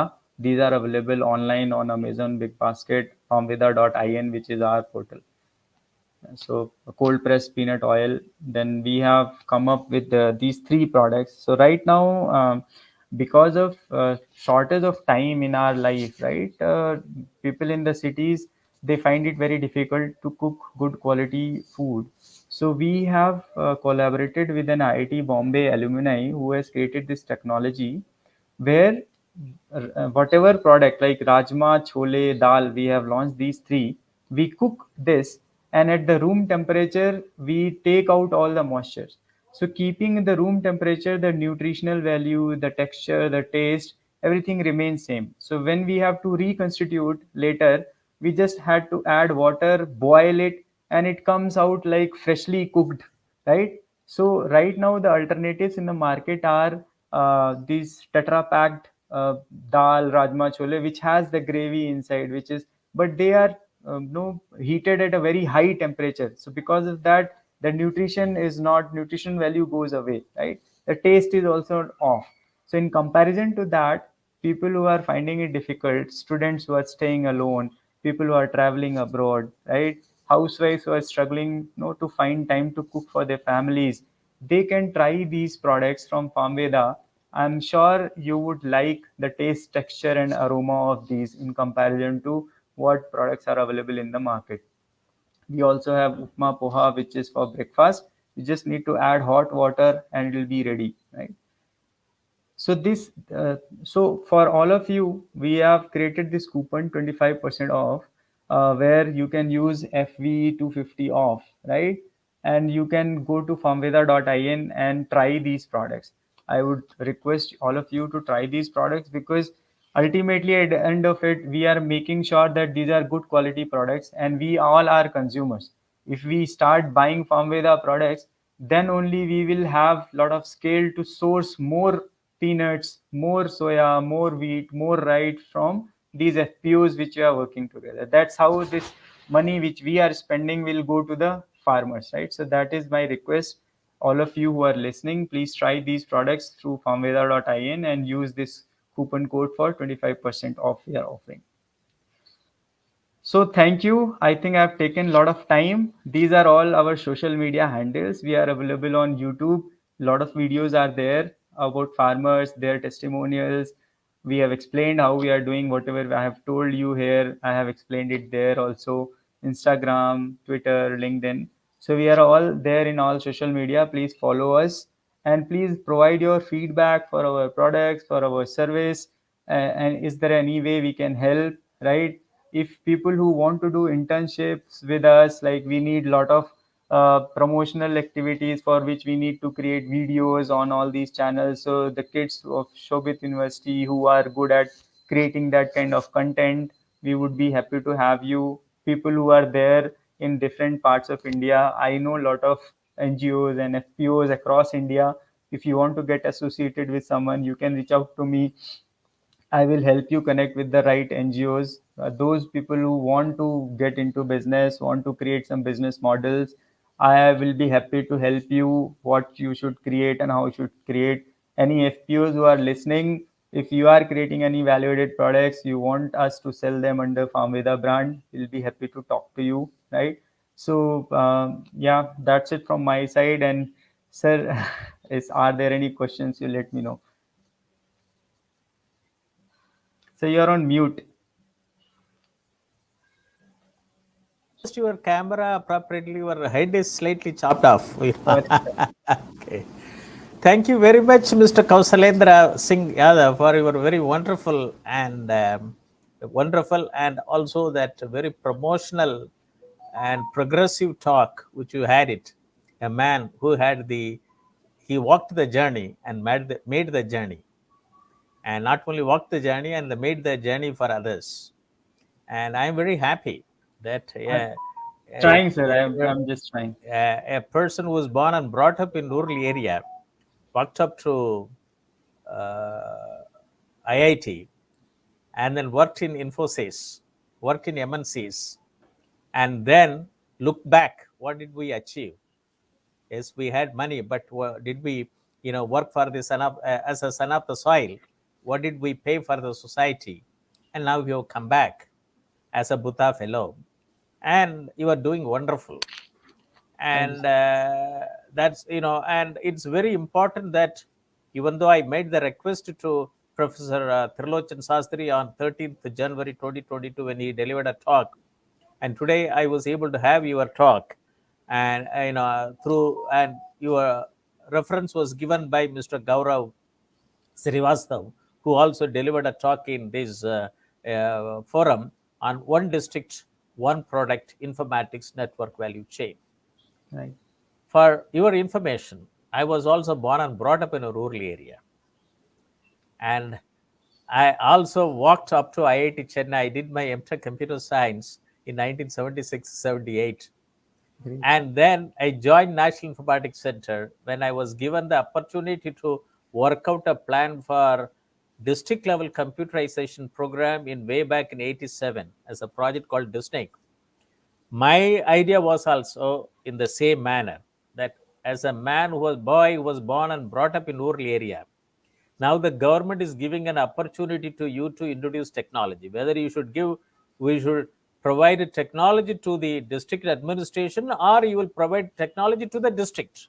Right.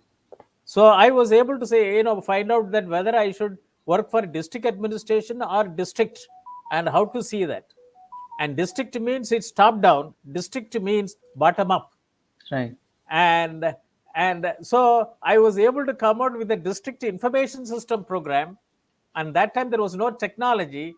We were able to have a district information system database development program for 28 sectoral database programs way back in 87 with the parameters identified.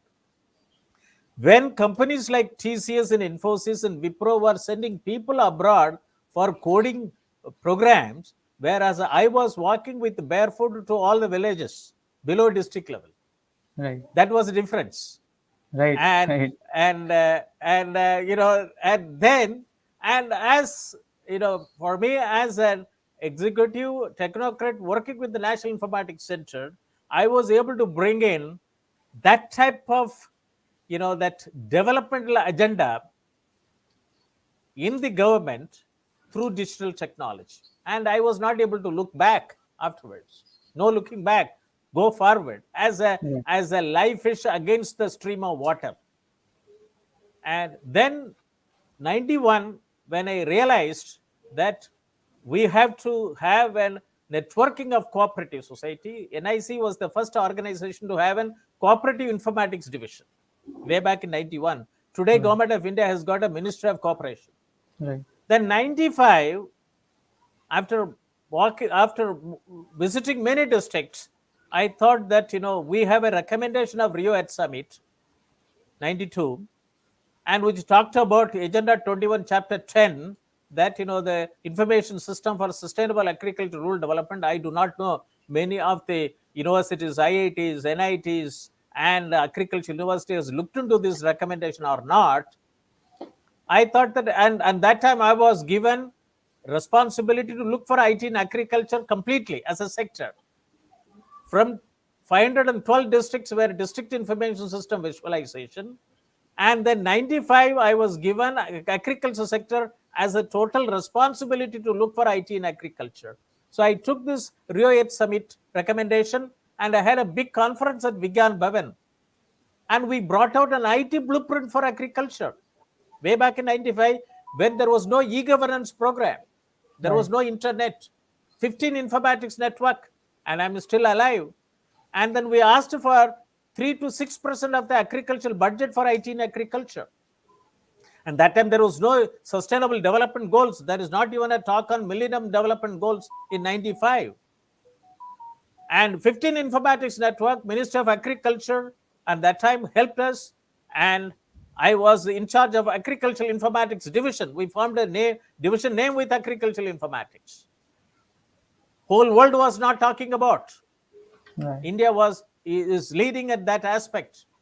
And then, and this 15 informatics network program, we were trying to operationalize.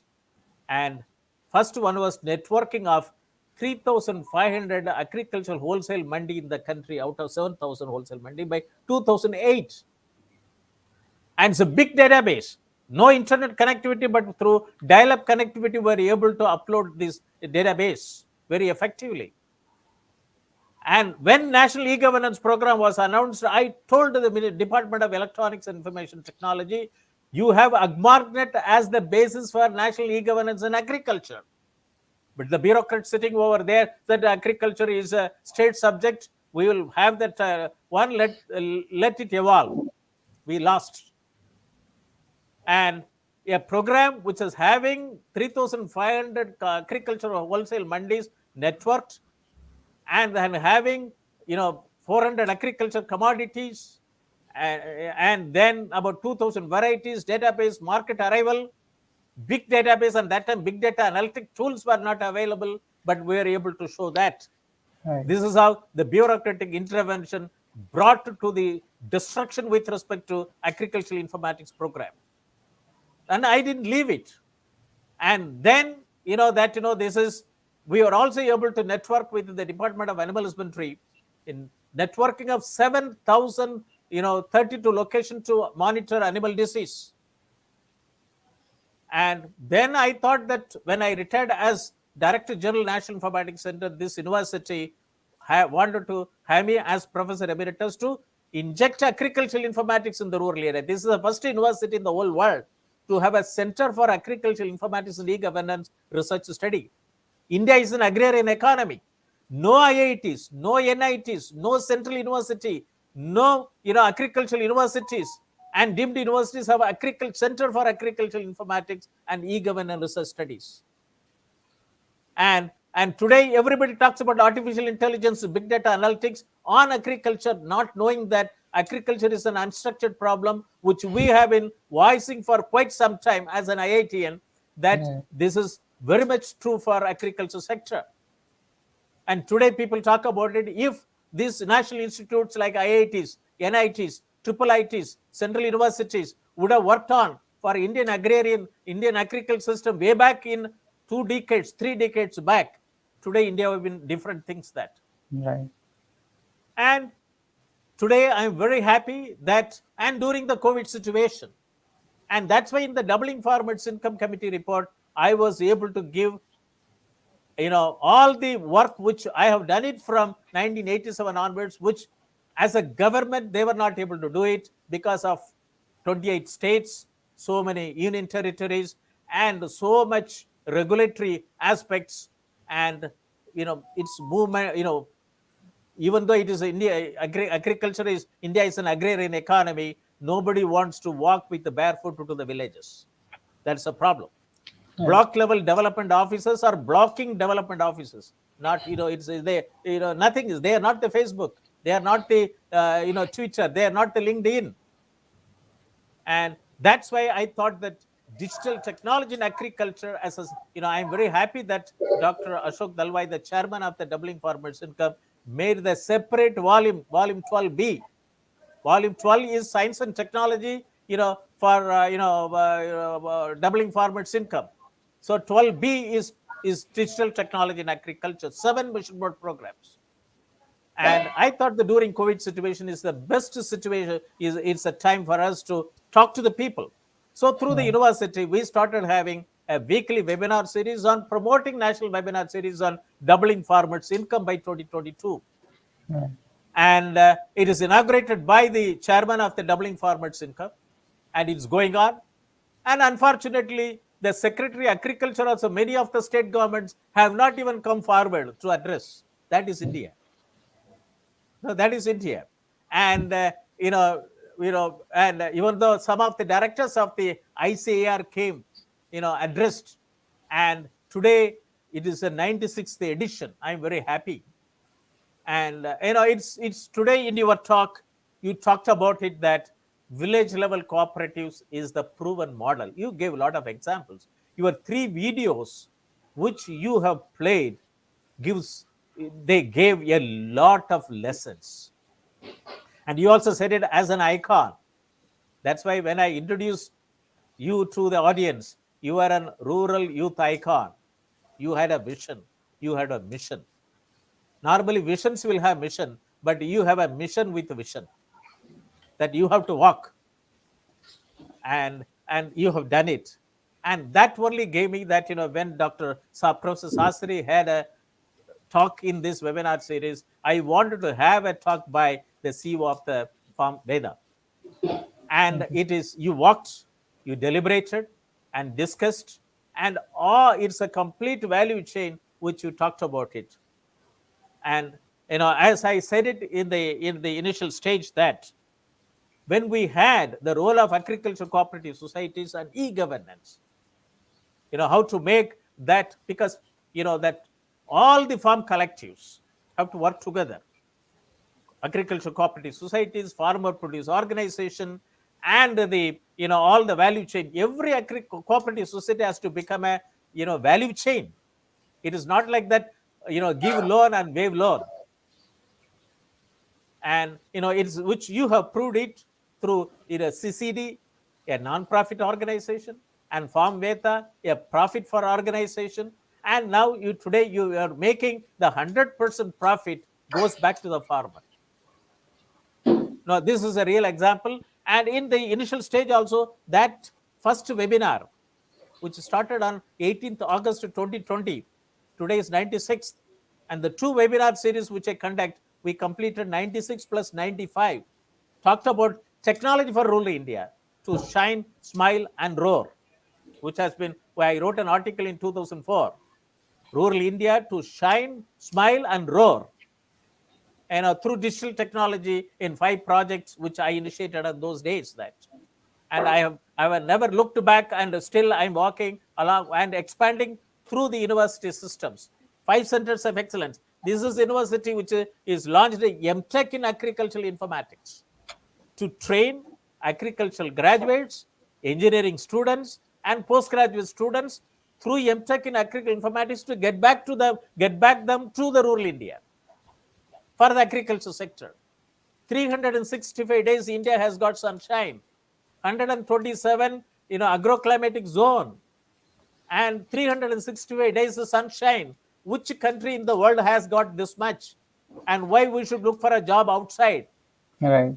And why can't we reform technologically agriculture sector and become a millionaire Right. in the world.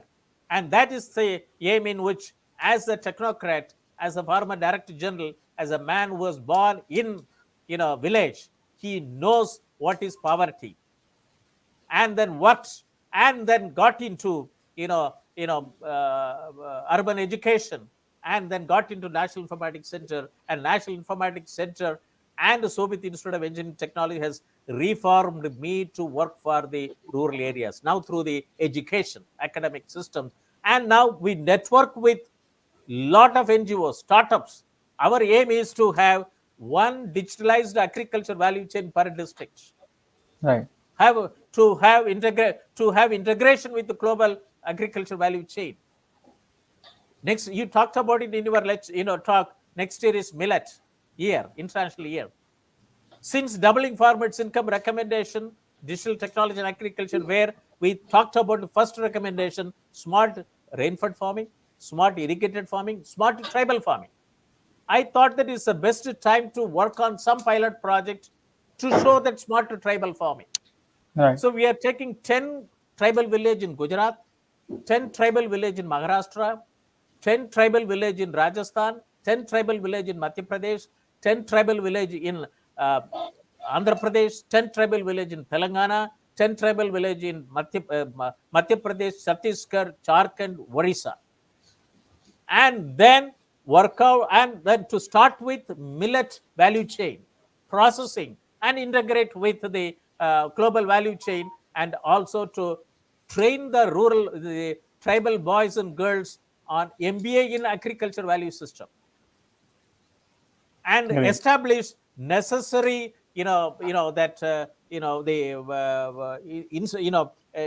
institutions, sustainable institution to have sustainable agriculture value chain, and also operationalization of the 7 mission mode program of doubling farmers' income by 2022 digital technology in agriculture.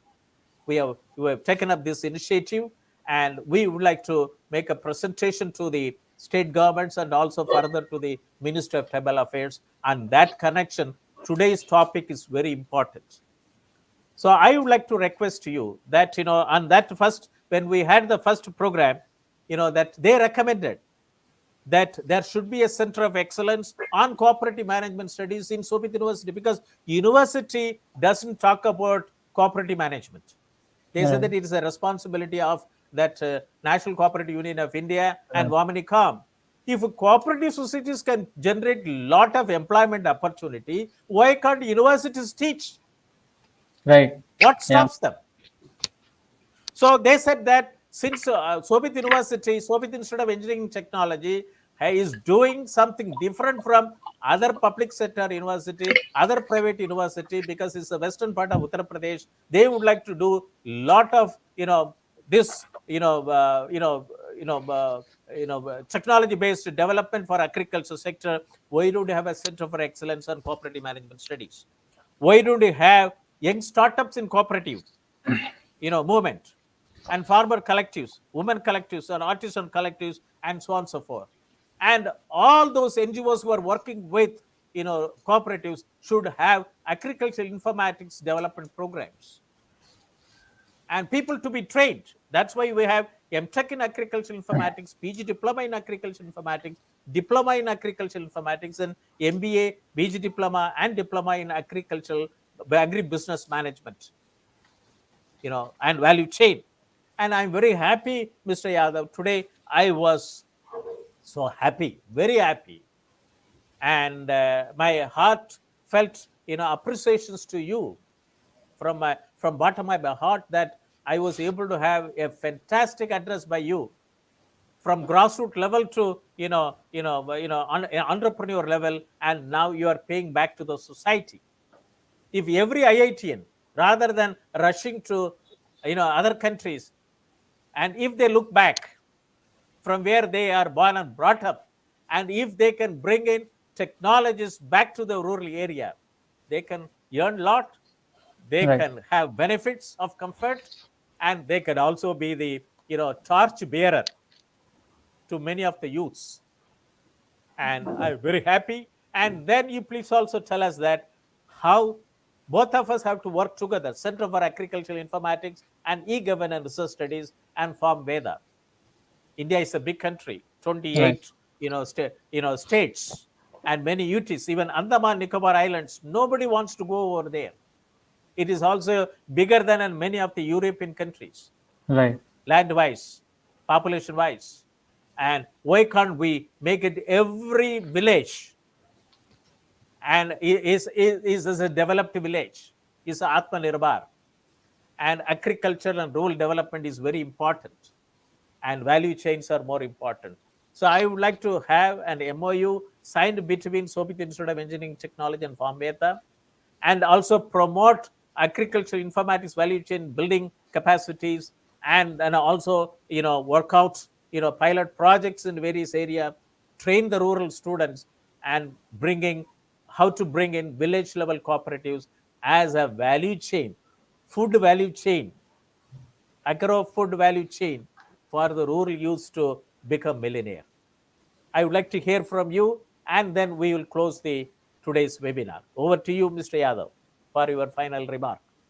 Sure, sir. I mean, we would definitely love to have an MOU with Shobhit University, where we would love to talk to the kids who are studying there about how we are operating and how they can also execute those things in their areas. As you rightly said, Professor Turlochan Sastry has been teaching in IIM Bangalore, and with that, he has managed to set up CCD and Farmveda.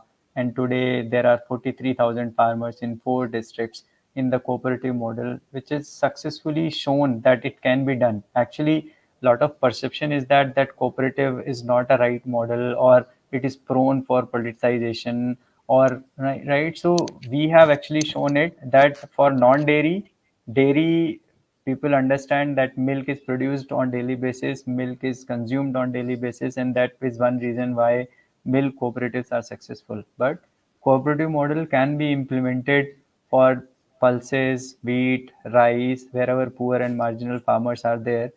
It's just that we need to have that will to execute. We need to have that patience, that it will take time. It is not going to happen overnight, that's for sure, because you are working with the poor and marginal farmers. They are insecure, right? You have to work with them, show them that they can make more money with this.